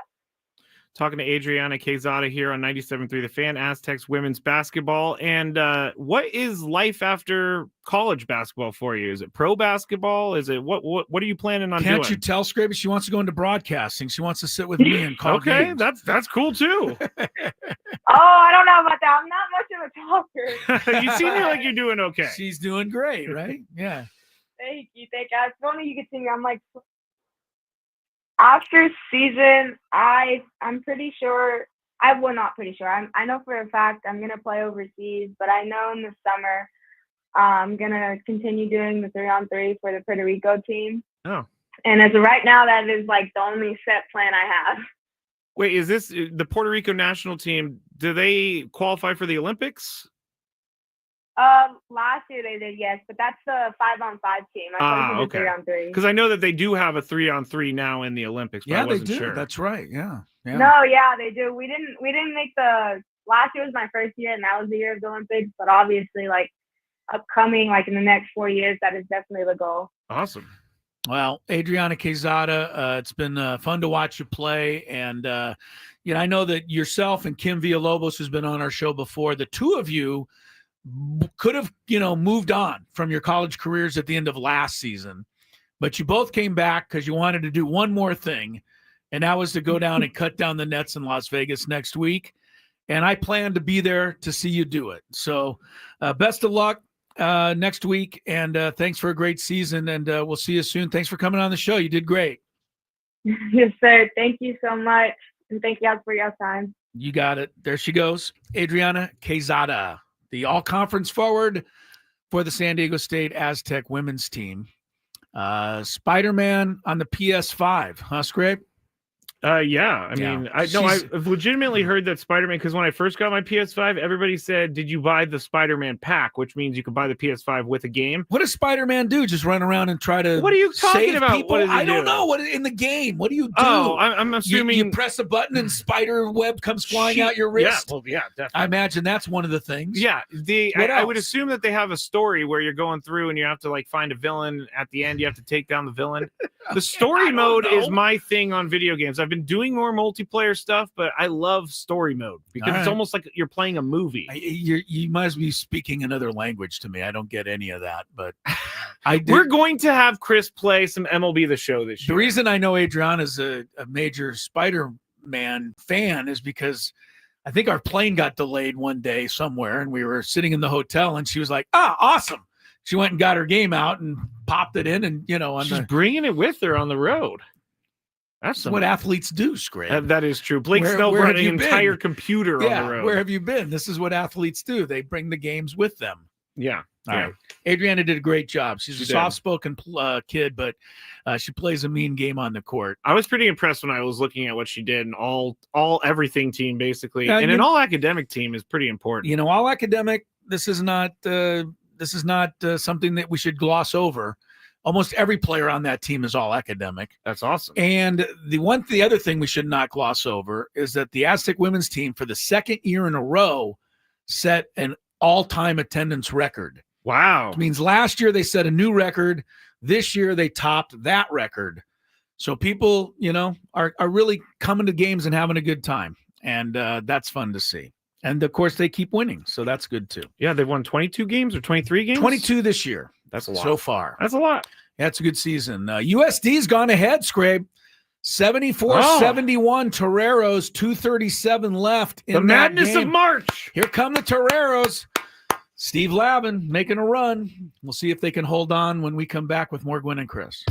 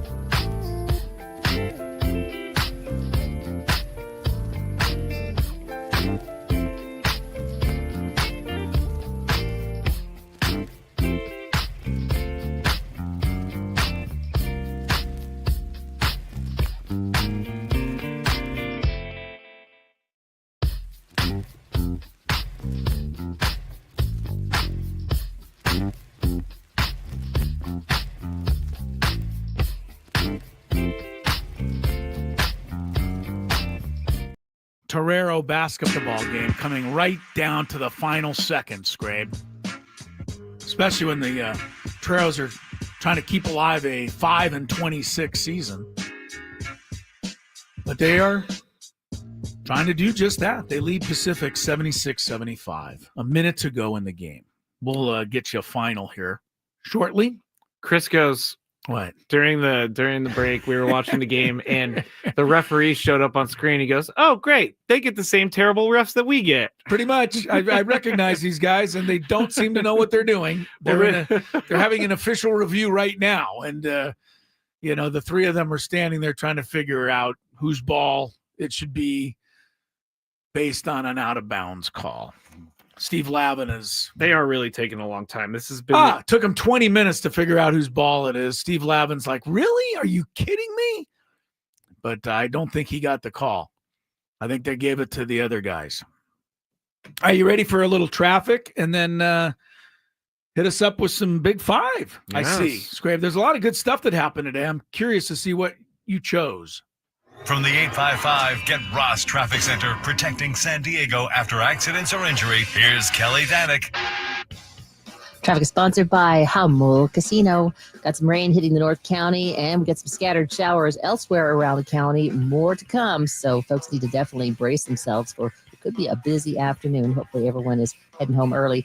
Several problems we've got. Southbound 5, just past Coronado Avenue, there is a collision involving several vehicles. It's over to the right shoulder. Also getting reports of a collision on eastbound King Freeway just before the 805. Those vehicles are over to the right shoulder. On the coastline, southbound 5, an accident clearing just past Palomar Airport Road. Northbound 15 before West Bernardo. There is a collision in the clearing stage. Hey, players, things are about to get real here in San Diego with the all-new Hummel Casino Resort, where you can play your heart out and enjoy all the perks that come with it. Opening this summer, Hummel Casino Resort, the player's place. Learn more at HummelCasino.com. I'm Kelly Danick with Gwynn and Chris, San Diego's #1 sports station, 97.3 The Fan. It's that time of the show when we check on the latest in sports. Only the most important topics and questions are brought to light. Stop what you're doing and listen. These news stories will astound and amaze you. The one, the only. Oh my God, who the hell cares? The Big Five starts now on 97.3 The Fan. All right. I've had a few requests for this, Chris, because it is raining outside. Wow, it is raining really hard. This is being cool here on the Entercom Empire, so if you're sitting out there. What? That has great staying power. I mean, so it was much. 7 years ago, and there's still people who want to hear it. I know. It was one of my worst moments on the air. Maybe what I just did in the commercial break when I was doing my fat loss commercial, which I need to go find, or the time that I was trying to do a commercial and I I'm trying to look for this. Oh, I said this. What's up, Skraby? I said hello to myself in the commercial. That was a classic. All right. If you love Mediterranean food, try Spiro's for authentic Mediterranean cuisine in Coronado or La Jolla. For dining or takeout options, visit spiroscuisine.com. By the way, take a look up at the screen. And the They're officials still deciding? Are still trying to figure out whose ball it is. What in the world is happening? Yeah, no kidding. The ball, every time the ball's gone out of bounds 3 times in the last 5 minutes, and the officials haven't known whose it's gone off of yet. Like, that's a clear off of Pacific. Clear. Like, why are you even looking at it? These officials are just they're just well, they got the call right on that one. They didn't get it right yet. They are looking at it. They still may mess it up after video review. This is brutal. Don't be surprised if they do mess it up after video review. This is brutal. Number 5. All right, we talked about it in the Chris vs. the Fans game quite often, but Joey Bosa's time with the Los Angeles Chargers is officially over. Yeah, the last Charger, or the last San Diego Charger. Yes, he was the last San Diego Charger. The team opted to release the star pass rusher last night. He had been with the team since the team selected him with the number 3 overall pick in 2016. Bosa had 22 total tackles and 5 sacks last season. The reason they're doing this is the move is going to free up more than $25 million in cap space. The big question out there, and this is not my big 5 question, but the big question is whether or not the 49ers are going to bring him in to play alongside his brother Nick. Yeah. Joey has played in just over half of his games in the last 3 seasons and will be coming up on his 10th season. Chris, is Joey Bosa still a top-notch defensive player? I think no. Is my answer. I think it all turned downhill for Joey Bosa in that Jacksonville playoff game. I don't think he's ever recovered from that disaster. From his meltdown? I mean, meltdown. It was like 5 meltdowns. This guy once forced 7 fumbles in one season and had 11 sacks. He was a menace. No one is doubting his talent. Well, we are now. The last 4 seasons, he's forced 4 fumbles and had 11 sacks total in 3 seasons. So he's not nearly productive. No. So, yeah, best days are behind him. Smart move by the Chargers, unfortunately.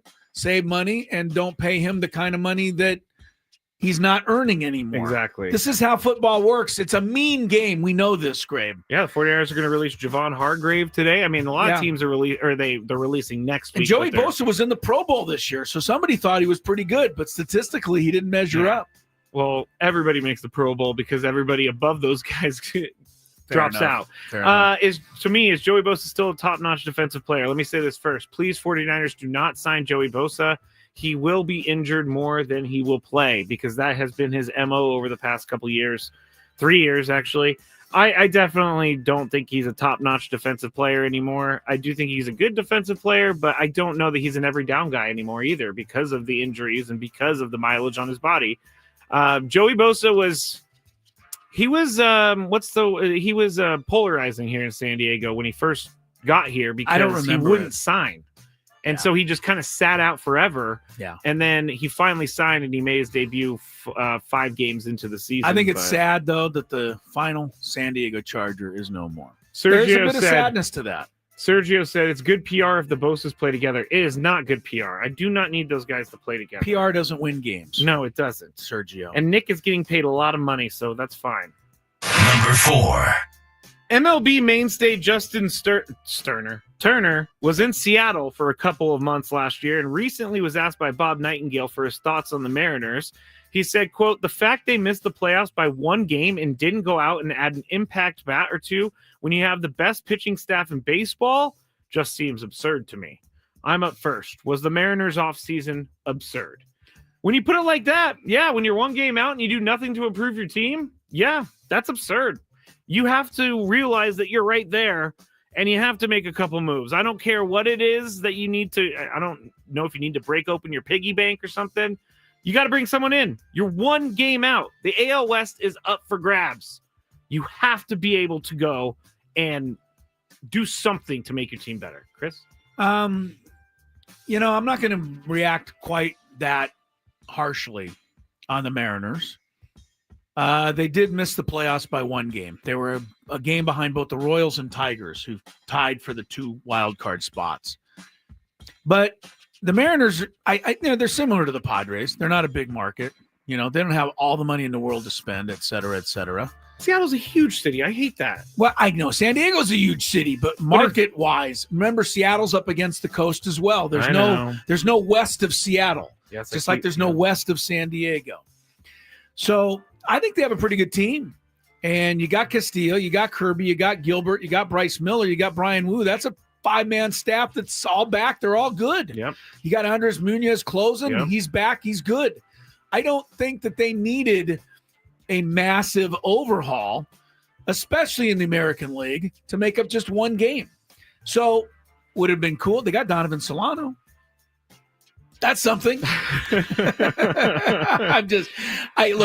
don't know. I don't care enough about the Mariners really to watch it, but in the American League, you don't need as much as you do in the National League. There's just better teams in the National League. Mariners can make the playoffs without making a change, especially with that staff. All right. Number 3. Whenever something bad happens, you can expect people to try to find the answers as to why, even if it's already out there as to why. Kyrie Irving, the media is saying that the amount of minutes he has been playing over the last couple weeks was the reason that he tore his ACL or contributed to tearing his ACL. Yeah, saw that. He had played at least 40 minutes in each of his first 5 games after the Luka trade, and then he averaged 39.3 minutes per game in February. And so the media said this, and Jason Kidd had a response for that. He said that he wanted to play that much, and he went, quote, "But are we reporting that? Are we? No, we're not reporting that. We're reporting that we're running someone into the ground." That's not true. That's his job, is to play, and he loves to play. And it's all right to play 40 minutes at the age of 32 in a month span. This isn't the whole season, right? I think sometimes we're taking things a little bit too far, or we're not really telling the truth because we want the likes or the hearts, or we want somebody to put us up on a platform of not telling the whole truth. Because it was a freak accident. It happened early in the game. We should be promoting our athletes, our players, to play more minutes and play more games. But are we? Probably not, end quote. Chris, is the media getting worse with their takes? The media is worse, and we as a society continue to get wimpier. I get so tired of, first of all, the media complains that guys don't play enough. Thank you. Now, he's playing too much. A guy's playing, and he gets hurt, and so the media criticizes that. It's absolutely ludicrous, and I am not the all-time Jason Kidd guy, but I'm way behind him on this. You are waiting for the story to happen, and then you're fitting an angle for your narrative. Mm-hmm. This is absolutely idiotic. Kyrie Irving can play. He's been playing his whole career. The fact he played 40 minutes for 3 or 4 games, again, the days when guys played 40 minutes every night, and didn't have any off nights, those are long gone. But don't ask for guys to play and then criticize when they play and say that's the reason he got hurt. This is why some coaches don't want to play guys, because they don't want to face the criticism.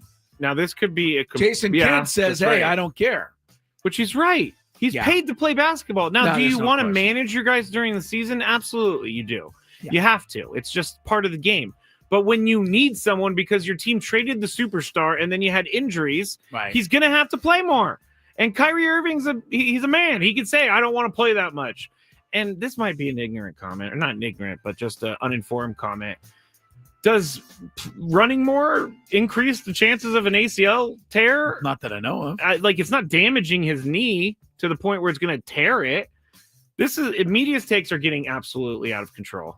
It sounds like people are just trying to society that continues to grow and grow too. But you're right. If you're going to complain about load management and guys not playing, you cannot complain because the guy's playing too much. Yeah, you hurt him. You hurt him by playing him too much. Yeah, this is your fault, Jason Kidd. Right. Yeah, absolutely. Stupid. It is stupid. Stupid, and now I'm a Kyrie fan, so I'm sticking up for it. Yes. Number 2. Real quick, Terreros lead by 3, 2 seconds left. Free throw, good. They lead by 4, and the Terreros win it. Nice job, Terreros. 81-77. Steve Lavin and company improve to 6-26. I mean, look how excited these guys are. That's absolutely awesome. They get the win. They get to move on in the tournament. They'll play Loyola Marymount in the second round tomorrow. All right. Good job, Terreros. Nice job. I'm happy for Steve Lavin. like I said, he's going to be back next year. USD announced that. And hopefully he can build something in the offseason. He will. I think he will.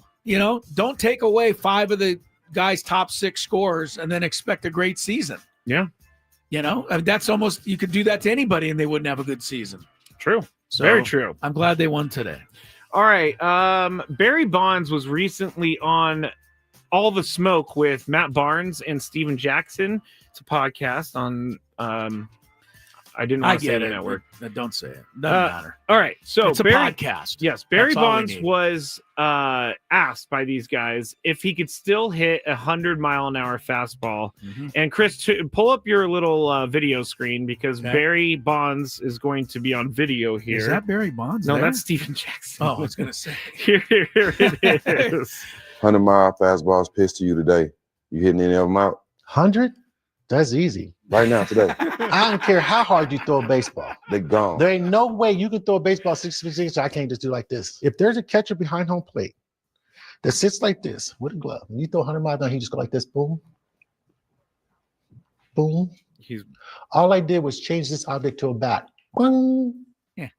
Boom. I ain't got to change nothing. I just changed the object. Right now. So there he goes. I thought that was pretty hilarious. That's a good question, by the way. It is a great question. Yeah, I like the question. So my question to us, I'm up first. Do you think that Barry Bonds could still hit 100-mile-an-hour fastballs? My answer is probably. I would think so because he's swung at so many baseballs in his life. I don't think you forget how to swing at a baseball. Do you think, Chris, that Barry Bonds could hit 100-mile-an-hour baseball today? Barry Bonds is 60 years old. He looks good. He looked amazing in that video. If you saw it on YouTube, you know what I'm saying. He looks like he could easily still suit up and play for somebody. Hit like maybe 30 home runs. There's no question. This guy's look, Tony. Can you explain what he did with the bing bing? Was it a timing thing? Yeah, he was showing that if somebody throws 100 miles an hour and a catcher catches the ball, that he takes the glove and in his mind he just turns that glove which catches the ball. Yeah, and that's his bat. Yeah. And he can get the meat of the bat to that ball. It's a wild. He had the fastest bat in the history of the sport. The fastest bat from here. I'm not a hitter, but you know what I mean? Yeah. From top of swing to swing, he went through that zone, I think, the fastest anybody's ever had. And that's why he could catch up to any pitch like this. So, yes, I do believe. And I would say if you asked him the same question in 10 years, you would say the same I'd thing? still say he could do it. I think Barry Bonds, and Tony, I know, thinks this, is the greatest hitter who ever lived. Yep. That's saying Ted Williams. That's saying if you want to go Babe, if you want to say Tony Gwynn Sr. is the greatest hitter you ever saw, whoever it is you think, Barry Bonds is probably better than them because it's incredible what he could do. And don't go to the steroid thing because with or without he's not on steroids anymore. Right. He's 60 now. I've seen videos of Barry Bonds, and I don't know how to describe this, but I believe it was in Japan somewhere, and they brought him out there. And they put a guy behind a fence or something or a wall, and he threw around it was something where Barry Bonds couldn't see the ball until it got to home plate. And he hit it? And he hit it out of the ballpark. Oh, wow. I mean, the guy can do things that no one could do swinging. So I'm going to go yes. He hit in his final season of his career 28 home runs that year. That's and you know how many pitches he got to hit that year? Not many. 29. Because his walking, he had 132 walks that year. He still walked every time up. So when he got a pitch to hit, he hit a home run. I don't know of any other hitter who can say that. And that's why I say I think he's the best hitter. All right. Number 1. Chris, you have to look at my screen real quick, but there was a tweet out there. Actually, you know what? I'm going to retweet this in about 5 minutes or so. But Taco Bell has revealed a new taco where the shell is made out of cheese. Okay. You're up first. Yeah. Would you eat this? Nope. Why? I'm in the business. Again, I'm going to lose sponsorship money. here. Oh, gosh. I'm in the business of telling anybody who lives in San Diego that we have places called Roberto's, and you just should never go to a Taco Bell and waste your calories there. So that's why I wouldn't eat this, because I wouldn't be at Taco Bell. If you live in Cheyenne, Wyoming, I get it. Taco Bell's as good as you're going to do. You've never been to Cheyenne Mexican food. You know what I mean, though. But you live in San Diego now. You got Roberto's, you got Alberto's, you got Sombreros, you got on and on and on. It could go. Stop going to Taco Bell. Yes, I'm eating Sorry, this. I just lost. I lost the sponsorship, but what can I do? I am eating this. Yes, I'm at least eating it. You're once. eating it though because it's a taco wrapped with cheese, basically. That sounds like You're heaven. into it. That sounds like heaven, Chris. You're in. Okay. I think the Taco Bell, we've said this before, Taco Bell is okay every once in a while here in the city of San Diego. They wouldn't have Taco Bells if people didn't go. Fair enough. But and I've had people say, Taco Bell's maybe quicker than some of these other places. Depends on the day. Yeah, exactly. All right. Happy hour next. Hey, it's great.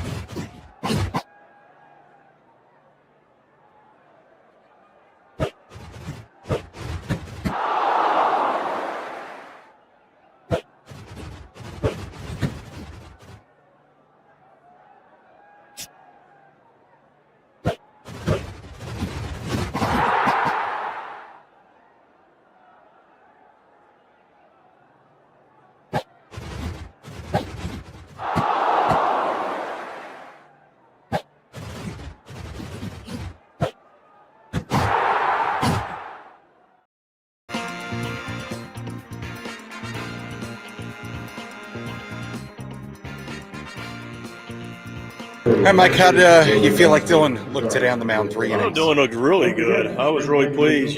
Some different environment here. Ball got up in the air a little bit. Life on his fastball. Slider good. Threw inside, which I thought was great. Opens up all his pitches and threw a couple really good changeups. I was really pleased. Eggy, first pitch of the game, home run. I mean, he continues to do some pretty good things, huh? Yeah, no, it was a nice swing by Eggy, and he got a chance to go out there and play shortstop, made a few plays. So it was a good swing. How important is shortstop for him as far as making this team? It's important. If you're going to be a utility guy, being able to play shortstop is part of that. Had Wadey out there. He's done a nice job.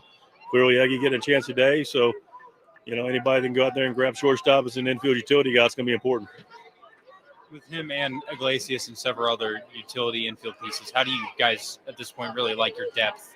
I know a lot. You're talking about, you mentioned the names. We got Wadey. We got, Rosie in the mix. You got Iglesias. You got McCoy, who played last year into the season for us. You got multiple guys. So, competition's good. Depth's good.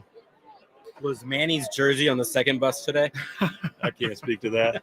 I can't speak to that. There it is.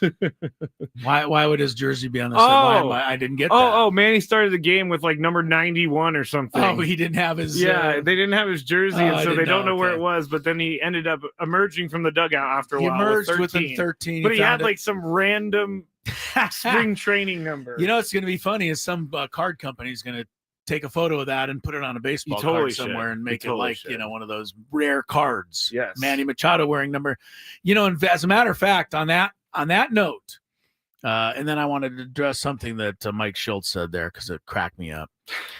On that note, Tony Gwynn Sr., right? The great Tony Gwynn Sr. I've heard of him. Yes, you have. He wore what number, Skraby?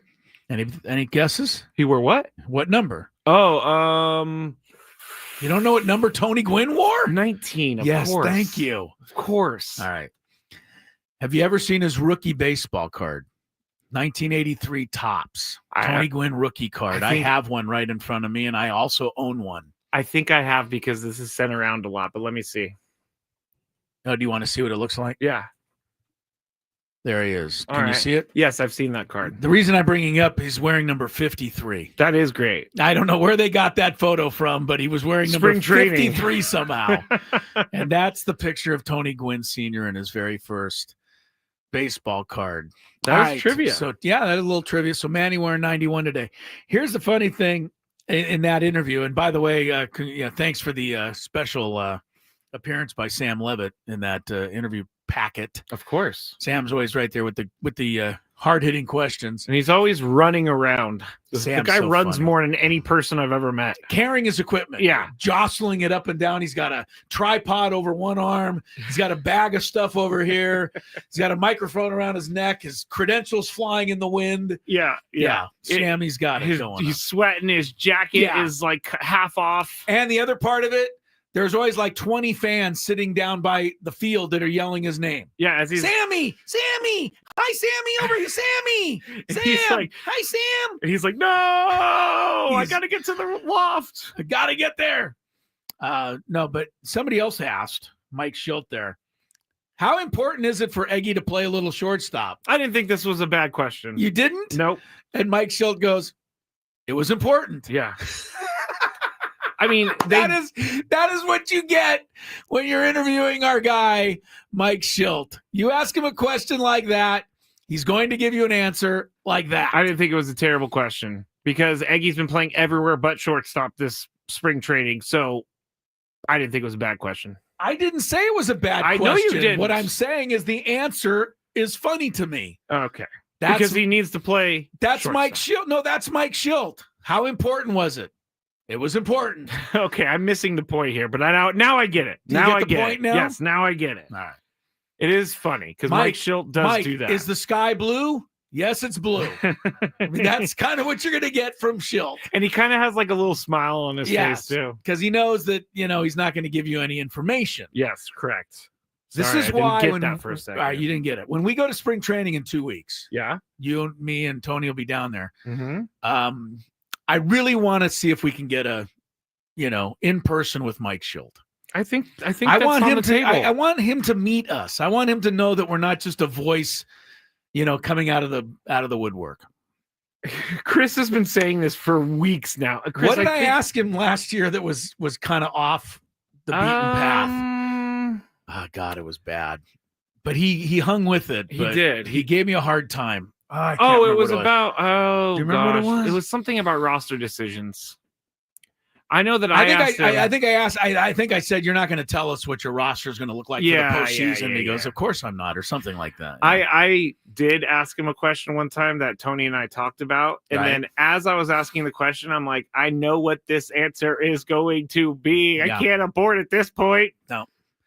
And if you ask a question to Mike Schilt that you know the answer to, that is the answer you're going to get. Yes. He's very rarely going to give you something you didn't expect, and he's very rarely going to expand wildly on some topic. Agree.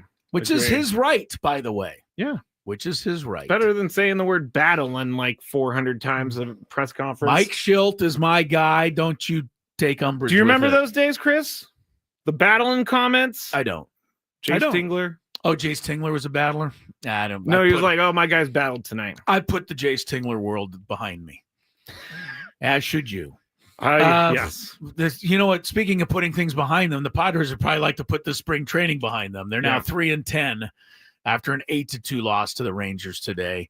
Eggy did homer on the very first pitch of the game. Eggy's also hitting a $192. I got to tell you, that's probably not going to be enough to wrestle away the left field job. Not at all. Jackson Merrill also homered today. He's hitting 375. Two more hits for the Pods today. Oscar Gonzalez, who's at 346, and Tirso Ornelas, who's at 409. Those are the four hits on the day. On the other side, Marcus Semien homered off Dylan Cease, despite Mike Schilt's enthusiastic response about Dylan Cease's effort. He did give surprised up that by that, but it's just a homer in spring training. Yeah, right. It's not right. That's what you tell me, right? I am telling you that, and I'm also going to tell you that Mike Schilt is not looking for that kind of result. It doesn't matter to him. He wants to honestly know what kind of stuff, and he seemed to think that Cease had good stuff today. All right, Padre. By the way, game will be on our air tomorrow again at 12 o'clock. Do you know who they play tomorrow, Skraby?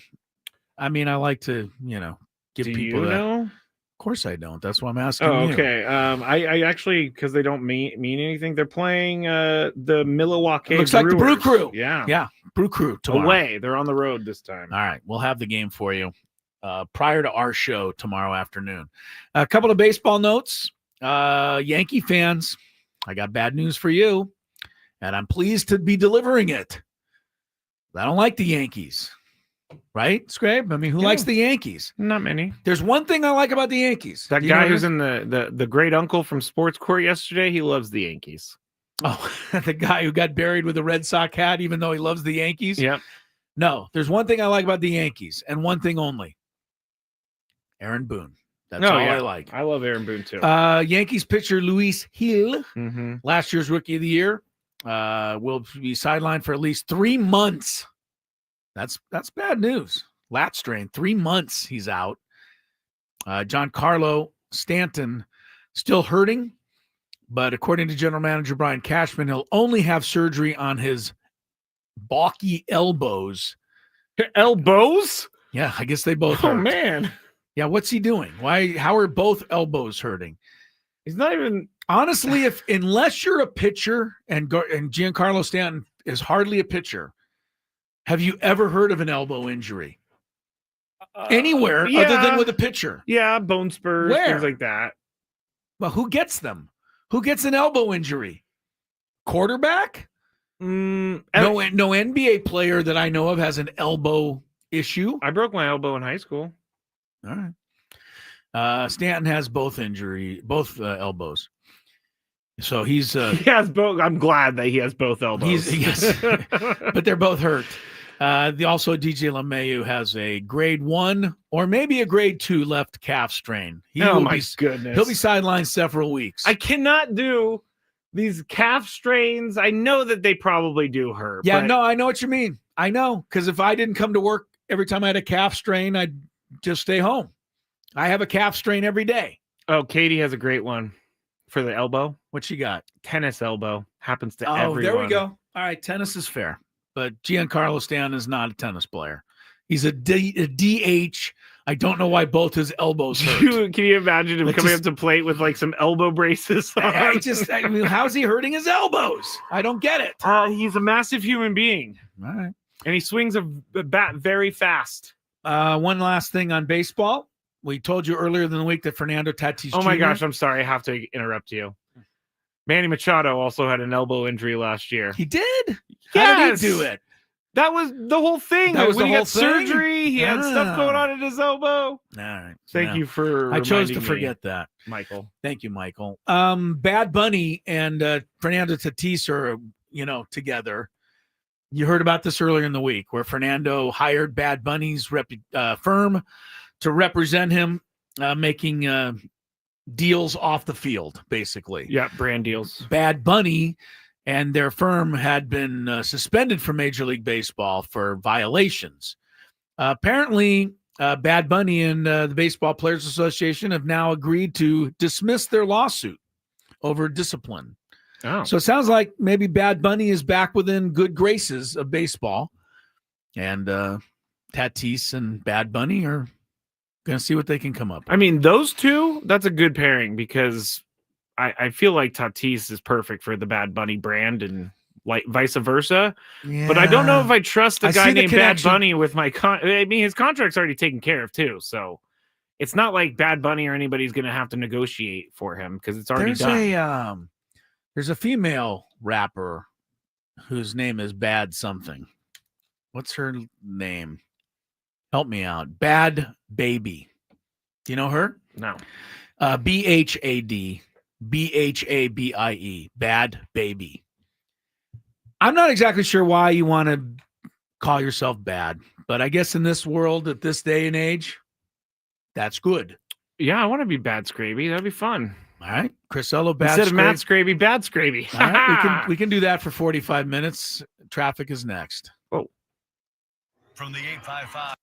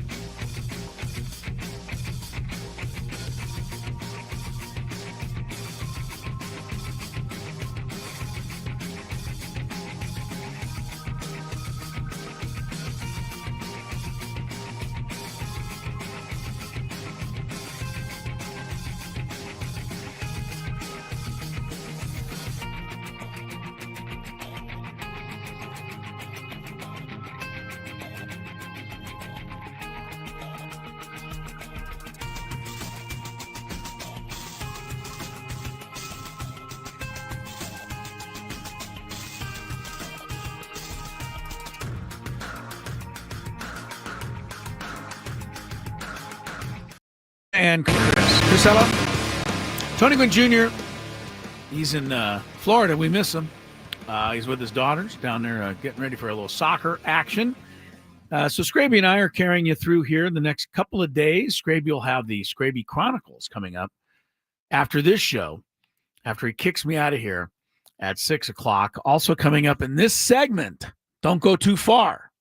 We're going to give you a chance to win a pair of tickets to Saturday night's Aztecs basketball game against Nevada at Viejas Arena. Do not call now. Thank you. Because there is nothing to call for now. Thank you. I repeat, do not call now.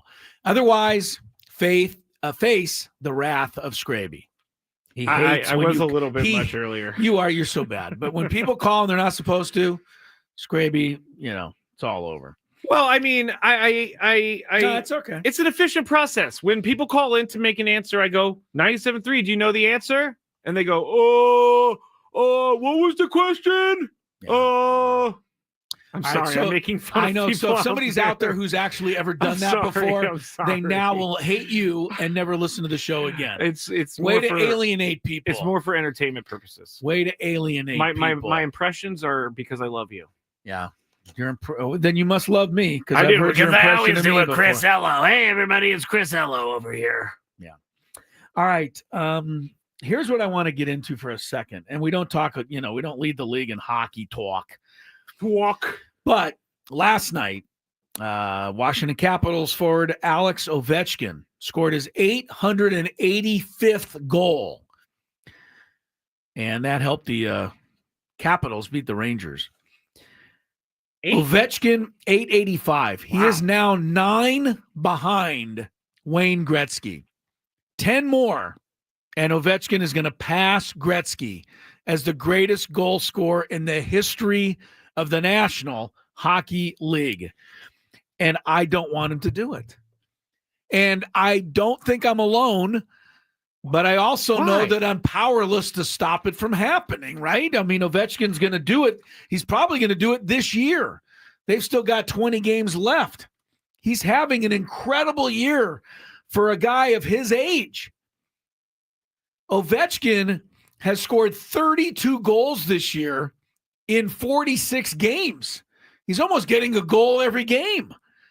And that's quite impressive considering he's 39 years old. That is right. He's He's not for a a hockey not, player. Right. He's not the proverbial spring chicken. No, not at all. Ovechkin scored last year 31 total. So he's got 32. Here's the deal. Wayne Gretzky is God when it comes to hockey. There's nothing bigger, better, more dominant, the face of a sport forever and ever and ever than number 99 and Gretzky. His and everything that is stands the great for. one. Yes. Gretzky is unassailable as the greatest hockey player who ever lived. And I'm going back a ways, and you're going to get mad when I do it. But it was. I will. I will. It was for different reasons, though. But in the mid-'70s, early 70s, there were a lot of people who did not want to see Hank Aaron beat Babe Ruth. Now, that was probably more racially motivated than simply, a love for Babe Ruth. But there were still some people who just loved Babe Ruth, thought Babe Ruth should always be the home run king. No one actually knew about Babe Ruth back then. In the 70s, Babe Ruth was more of a king than anything. He was just that waddler guy who went around the bases. Yeah, no one knew that he was a drunk and all this other stuff. But, I mean, it was similar to that, right? Babe Ruth was the king. He was baseball. He was the face of the sport. He was home runs. You thought of Babe Ruth. And so, a lot of people didn't want Hank Aaron to have that record. But there was many more that was just racially motivated, which is a sad state of where things were back then. With Ovechkin, I don't see any of that. I don't think you can claim any of that.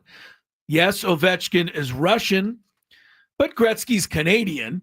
So I'm not sticking up for any one country or the other here. I'm not motivated by that.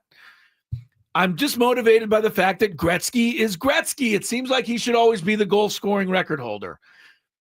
Now, having said that, I want to congratulate Ovechkin because he has taken this chase of the record and done something with it very positive. And what he's doing is every time he scores a goal, last night was $885, he donates that much money to cancer research. Wow. And he's inviting everyone else to do the same. So every time, so he basically pays $800. He paid $885 last night. He wants you to do the same. He wants me to do the same. He wants everybody. And then tomorrow or next time he scores, he wants $886 and so on. And he wants all this money, and it's, directly to cancer research, the whole thing. I like this. So, now I'm not rooting against him as much as I was before. But I just think it's kind of a weird thing about sports. Ovechkin is about to do something historic. We're all going to see it. ESPN's going to stop programming for it. But I don't really want him to do it. I can't imagine I'm the only one who thinks that way because Gretzky is so Gretzky. There's just such a thing about him. I don't like it when athletes are held in such high regard, even when there's another athlete that is maybe better than them, aka LeBron and Michael Jordan. Yeah. I understand why you don't want to see it because you're a Gretzky fan, but I want to see history. You want to see Ovechkin do it. Yeah. Right. What did Tony say that one day? I want to see greatness. I want to see greatness. Well, you're seeing greatness even if he doesn't break Gretzky's record. But it just seems like Gretzky ought to have every record in hockey, but he's not going to. He's not going to have the biggest one on the board within the next month or so is going to belong to Alexander the Great. Dominic Ovechkin. On the chat, who lives in Baltimore and still listens to us all the time. Thank you, Dominic. Yeah. He said they give you half off Papa John's pizza in Baltimore when he scores a goal. They do, huh? I'm into that. I mean, it sounds like he scores a goal all the time. He did 32 and 46 games. That's a lot of pizza. I think the cancer research is a little better, but okay. Of course, yes. And he's actually donating, which I think is cool. And it's actually like a good amount of money. Here's the other thing. Ovechkin is a likable guy, just in general. He's really fun. If anybody remembers the guy with the Stanley Cup, it was a nightly crazy thing that he was doing. He was like sleeping, sharing with it with everyone. Yeah. So he's a very likable guy here. So it's not that like one of those guys, who's a like Dennis Rodman's going to hold the record. I mean, it's Ovechkin. Everybody likes this guy too, but Gretzky's Gretzky, but his record is going to fall. So it's 10 goals till 9 to tie, 10 for the record. Do you think you're romanticizing hockey from back in the day? Yeah, I'm romanticizing Gretzky. There's no question. Okay. Gretzky's it's just there's something amazing about Gretzky that should never be touched. But when did he retire from the league, Gretzky? Wayne, was he a late 90s guy? I don't think he made it that long. Because I didn't know you're watch... right. He did. Gretzky in 1999. Wow. Okay. Last year was with the Rangers. Scored only 9 goals that year. So pretty good for what was he like? It was 38. Yeah. So they both played 20 years. I mean, look, the difference is Gretzky played 3-4 years in the WHA before he came to the NHL. He scored, Gretzky, 92 goals in that league. But those don't count toward his NHL total, nor should they. I think I give Ichiro his hits he got in the Japanese league, so he doesn't get those. I have nothing against Wayne Gretzky. I just never really grew up with hockey. Yeah. So you're into seeing this. It's going to happen. So there you have it.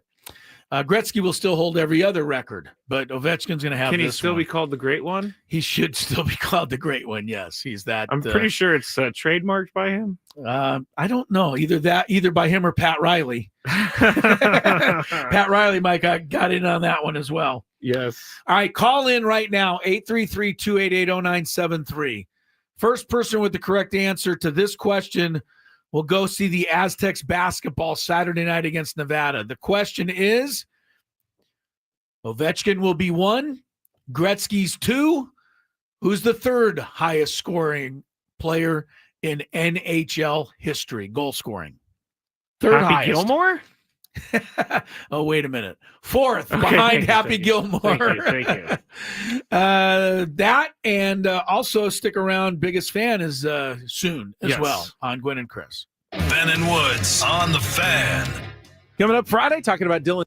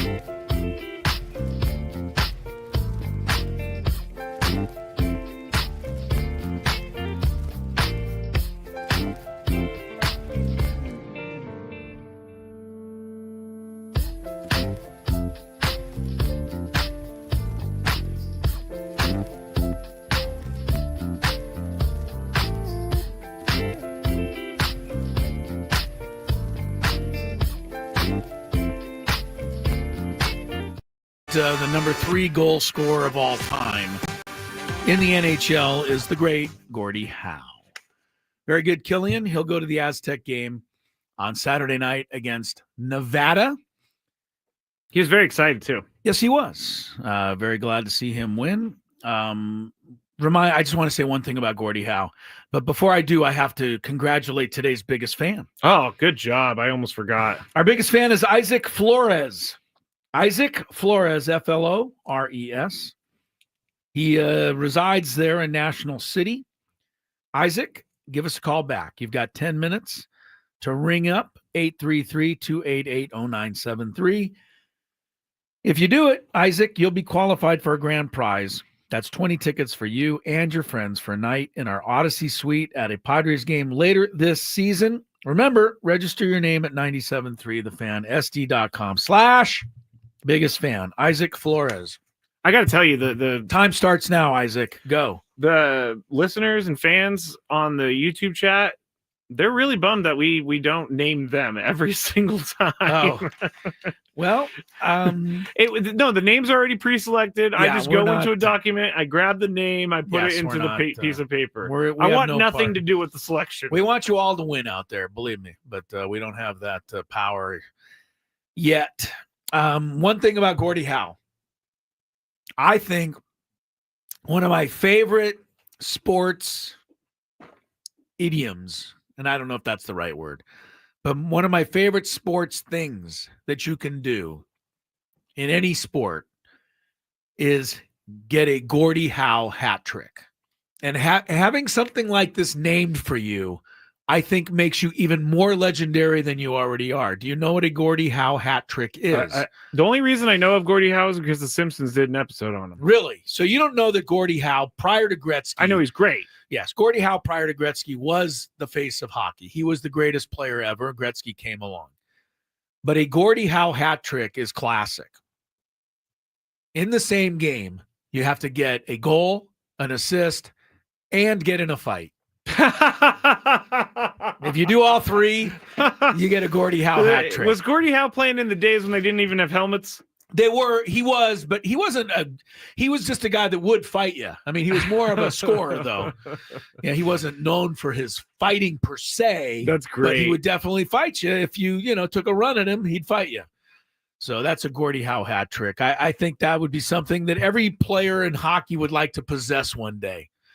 A Gordie Howe hat trick. That is pretty awesome. I did not know that. Did not know? Okay. Well, now you're up to date on that. Let's check some traffic. And then I got one fun thing, because it's always fun to make fun of other people's mistakes. I'll tell you what I mean after traffic. From the 855 Get Ross Traffic Center, protecting San Diego after accidents or injury, here's Kelly Danick. Traffic is sponsored by Eliminate Termite, the orange oil experts. From the looks of things, seems a lot of folks are probably all settled in at home, nice and cozy, because there's not a whole lot going on. Gonna find lots of company out there, but at least folks are behaving themselves. You do still have this crash on the coastline, northbound 5, just past the 76, but not blocking any lanes. Also, northbound 805, right at the westbound King Freeway connector, there is a stalled car over to the right shoulder. Yes, if you are still out there on the roads, you know what to do. Take it extra carefully. Kind of stay toward the middle of the road where there's less ponding, less chance of you hydroplaning. Okay, good luck out there. Have termites? Eliminate Termite inspects, treats, and repairs termite damage, all with a full structural warranty. Their orange oil treatment is safe for people, pets, and the planet. No tent, no move out. Protect your home naturally. Schedule a free inspection at eliminatetermite.com. I'm Kelly Danick with Gwynn and Chris, San Diego's #1 sports station, 97.3 The Fan. All right, here we go. Our friend David Schoenfeld, and he's not our friend. We don't really. I don't mind him, but you've turned him against us, Chris. Probably he'll never come on the show again, but or at all. He's been on the show before. He has? Yeah, I've texted like way back when. No, but never again. I texted him recently and I didn't get a response. I always rip him. But I'm not ripping him today. Wow. I like what he did today. On ESPN Plus, I had to pay for the article. Yes, you did. But this is a good one by David Schoenfeld today. So I give him high marks for this one. All right. Actually, this article came out a couple of months ago. I just didn't see it a couple of months ago. Okay. All right. But I saw it today. And his article is every team in baseball's dumbest move this decade. Oh. Okay, so every team's dumbest move. Now, I want you Padre fans out there to start thinking. I got one. What you think would be the dumbest or most damaging move the Padres made so far this decade. And I'm going to tell you in advance, Eric Hosmer was signed in 2018, so that does not count. Wait, I thought you said the last decade. I'm sorry, this decade. So the 2020s. Oh, I was going to say James Shields then, but okay. Okay, no. Can it be coaching or is it strictly roster decisions? It's anything. Oh. Okay. It can be managing, coaching decisions, or it can be roster decisions or ownership, whatever it is. All right. He lists here the most damaging move for each team this decade, which means Hosmer doesn't count because he was 2018. That was my first thought. Yeah, right. Everybody jumped right to that. But that's not it. Now, he also not only did that, but he ranked the damaging moves in order of how bad they were. Jeez. Okay. This is an in-depth thing. Yeah. Schoenfeld goes all in. For example, as far as Schoenfeld is concerned, the most damaging move that any team has done this decade is the Angels keeping Shohei Ohtani at the trade deadline in 2023. He thinks that was such a bad move that it has wrecked the franchise for the near future, who knows how long. Remind me, were they in playoff contention at the time? They were 6 games out, and then they kept Ohtani, and they immediately lost 7 in a row, and that was it. I do remember that. And they never got close, and then they lost Ohtani to free agency, and of course they got nothing in return, and of course the Angels are terrible. So that was his worst one. I don't know that was the worst one, but that was his. That doesn't sound like the worst one. I think there's other ones on this list that could surpass that. All right. I don't mean to get personal here because I know he's a friend of the show, but blame David Schoenfeld for this. Third worst move, Washington Nationals signing Strasburg. 7 years, $245. Obviously, that didn't work out. Schoenfeld says no injury mercy, or he doesn't put injury mercy in this article. So, Strasburg's inability to pitch cost the Nats. I mean, that hurt. That was not a very well thought out plan. Right. Fourth, Boston Red Sox trading Mookie Betts to the Dodgers. That was in February. He didn't want to play there anymore. There was no other choice for it. He was over it. Yeah, but they only got Alex Verdugo in return and catcher Connor Wong, who is their regular catcher now, but is certainly not Mookie Betts. Yeah. I bet you can guess the Rockies, who are fifth. Dumbest move by the Rockies this Chris decade. Bryant? You talk about it all the time. Yeah, Chris Bryant. 7 years, $182 million. Someone on the chat says, my husband says Padres trading to get Soto. That wouldn't be a bad move. Well, we'll see. We'll see if that's the one. We'll see if that's the one. Because we haven't got to the Padres yet. The Rockies also had the Nolan Arenado trade in the running, which was incredibly stupid since they didn't get anybody and they paid most of his contract. Yeah, that was weird. I mean, seemed to be the stupidest thing I've ever heard of. That was bad. Yeah. I mean, it's totally Rockies, but yeah, it is Rockies. Hey, we're going to give you a perennial all-star, but we'll pay his salary, and we don't really expect much in the way of players back. Just give us your best single A guy. Best guy they've got is Austin Gomber. How's that working out for him? There's been some, trades that, you can never tell. Didn't work out. Texas Rangers went for somebody from Cleveland to help shore up, a pennant drive. Traded Emmanuel Clase to Cleveland. That's worked out not well for the Rangers. Well, no. Right? I mean, they won the World Series, so I guess that the Rangers. You said I guess that's okay. Let's see. Yeah, true. But this trade happened before that. Okay. So this wasn't really a World Series thing. All right. Number 9. I like this. Biggest mistake White Sox have made this decade. Tatis. Oh, that's not this decade. Yeah, Tatis would have been it, but not this decade. Worst mistake the White Sox have made? Hiring Tony La Russa as manager. Many people called that too. Yeah, just didn't work out. La Russa just hadn't managed in 9 years. La Russa. I will always remember him Before that. shuffling to the plate when he was running to argue a call. You don't remember him piling the food on in the at the Hall of Fame hotel? Oh no, I definitely remember that. Chris and I were standing in this random room in Cooperstown, and Tony La Russa walks in. The food wasn't ready. He just pulled everything off and just put all the pasta on his plate, pounds of it. Heaping food on pounds the of it. And Chris and I are just staring at each other is this happening right now? Tony La Russa was just pigging right out, and no one else was in the room. No one else. He was the only guy there, and there's a whole layout of food. I totally forgot about that. I don't think it was open yet. It wasn't. I'm telling you, they had plastic on the food. He's pulling the plastic off and just. And these people are the workers are like, "Sir, food's not ready yet." He looked like one of those characters from. Not The Simpsons. What's the other one I like? Family Guy? Yeah, Family Guy. Just that was funny. Dodgers' worst move in this decade. Oh gosh, I like this one. You'll remember it. Trading for Lance Lynn and then putting him in the game with their season on the line 2 years ago. They were down 2-0 to the Diamondbacks in the playoff. They went with Lance Lynn in the third game. He gave up 4 home runs in 1 inning. That is, and that I do eliminated remember them. that, and we made fun of Lance. Yes, we did, and we made fun of the Dodgers. Well, if that's their worst move, I mean, yeah, well, it's right. It's not that bad. All right, here's the Padres. Padres got the 11th worst move of the decade, according to David Schoenfeld. Since 2020, huh? Since 2020, worst move. I will tell you, I wouldn't have come up with this. You wouldn't, but do you think I would? No, I don't think you would think of this, but I don't know that it's. It isn't the worst move. It certainly blew up on them. Let's be honest. If you look at the final result of it blew up on them. All right. I think I got it. What do you got? Trading Andres Munoz to the Mariners. No, not one of those. It's not a trade. It's actually a lineup type decision. Here it is.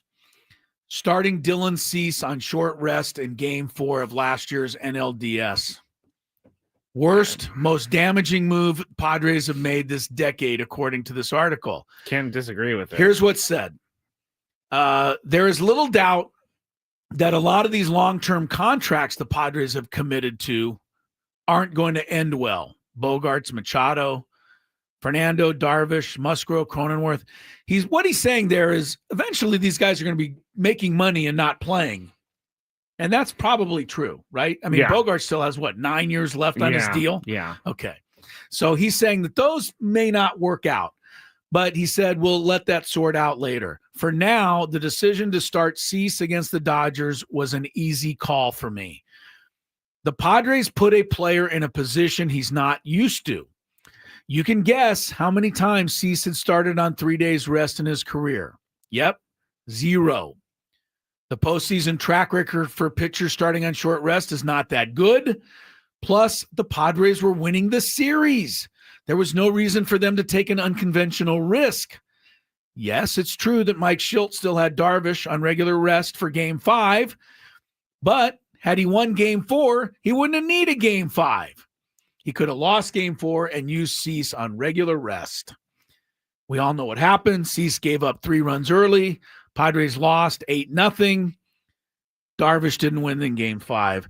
He does note correctly that maybe it didn't matter anyway, as the Padres got shut out in both games. I would think so. That's a fair thing you have to put that in there, because the Padres could have started Cy Young and Christy Mathewson, but they would have been shut out in both games. It wouldn't have mattered. That's what I think is the biggest thing, is the 24 scoreless innings at the end of last year. But that wasn't a decision. That was just a happening. That's the most disappointing thing that's happened. But this was the most. I don't know that that's the. I mean, it's definitely something we talked about. Sure. But I don't know that's the worst thing the Padres have done. Well, if you think of something worse, let me know. Maybe hiring Jace Tingler. Was that this? It was in the 2020s. Okay. Remember the COVID season? That was 2020. Was Tingler here? I think he was 2021. Yes, because I was on post game for those. All right. Number 16 is Milwaukee Brewers trading Josh Hader away. That was one the Padres benefited from. Yeah. They got Josh Hader. Yeah. And really all they sent was Taylor Rogers, who did not pitch well in Milwaukee and never stayed there. Yep.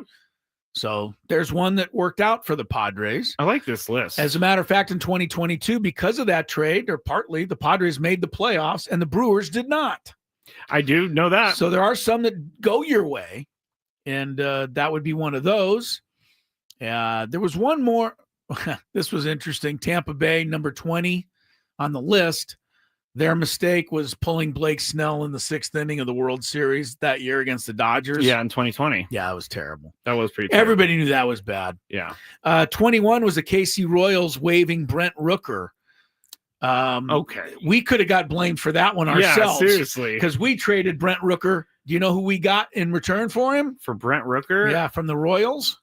Oh, either Tim Hill? No. Brent Rooker, by the way, is now an all-star for the A's, and he's like making a gazillion, like he's a big-time dude. He's a big deal. Finished in the top 10 of the MVP balloting. Yeah.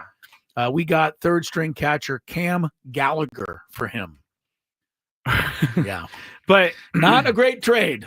I don't think it's not a great trade. That is for sure. That was not. You can't. There's no way to dress that one. But so up. many other teams passed on Brent Rooker. Yeah, no. Well, that's what I'm saying. The Royals are the team that takes the hit here in the article, not the Padres. I think that's unfair. Someone has a good suggestion for maybe the Padres one. Okay. Bob Melvin not going to Josh Hader in Philly in the NLCS. That's a. And Robert Suarez gave up the home run to Bryce Harper. Bryce Harper.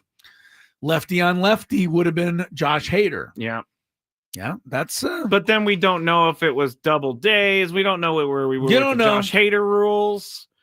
Would he come in the game? Yeah, I think it was the 8th inning. So yeah, Josh Hader might not have come in. He doesn't pitch the 8th inning. I like the 8th inning. He only pitches the 9th inning, Chris. One more on this. The 30th ranked bad move was the Orioles trading Tanner Scott to the Marlins. I mentioned that because Scott got here last year. And I will say this, of all of the players that the Padres lost this offseason, Kim, Profar, Solano, Peralta, Musgrove, kinda, Did you say Profar? Yes, I said Profar.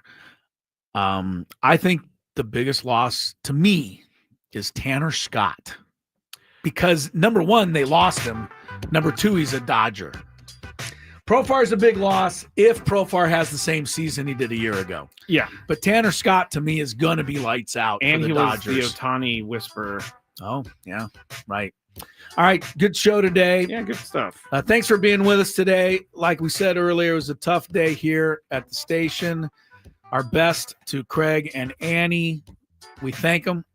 And we're going to miss them, but the middays will carry on with local programming.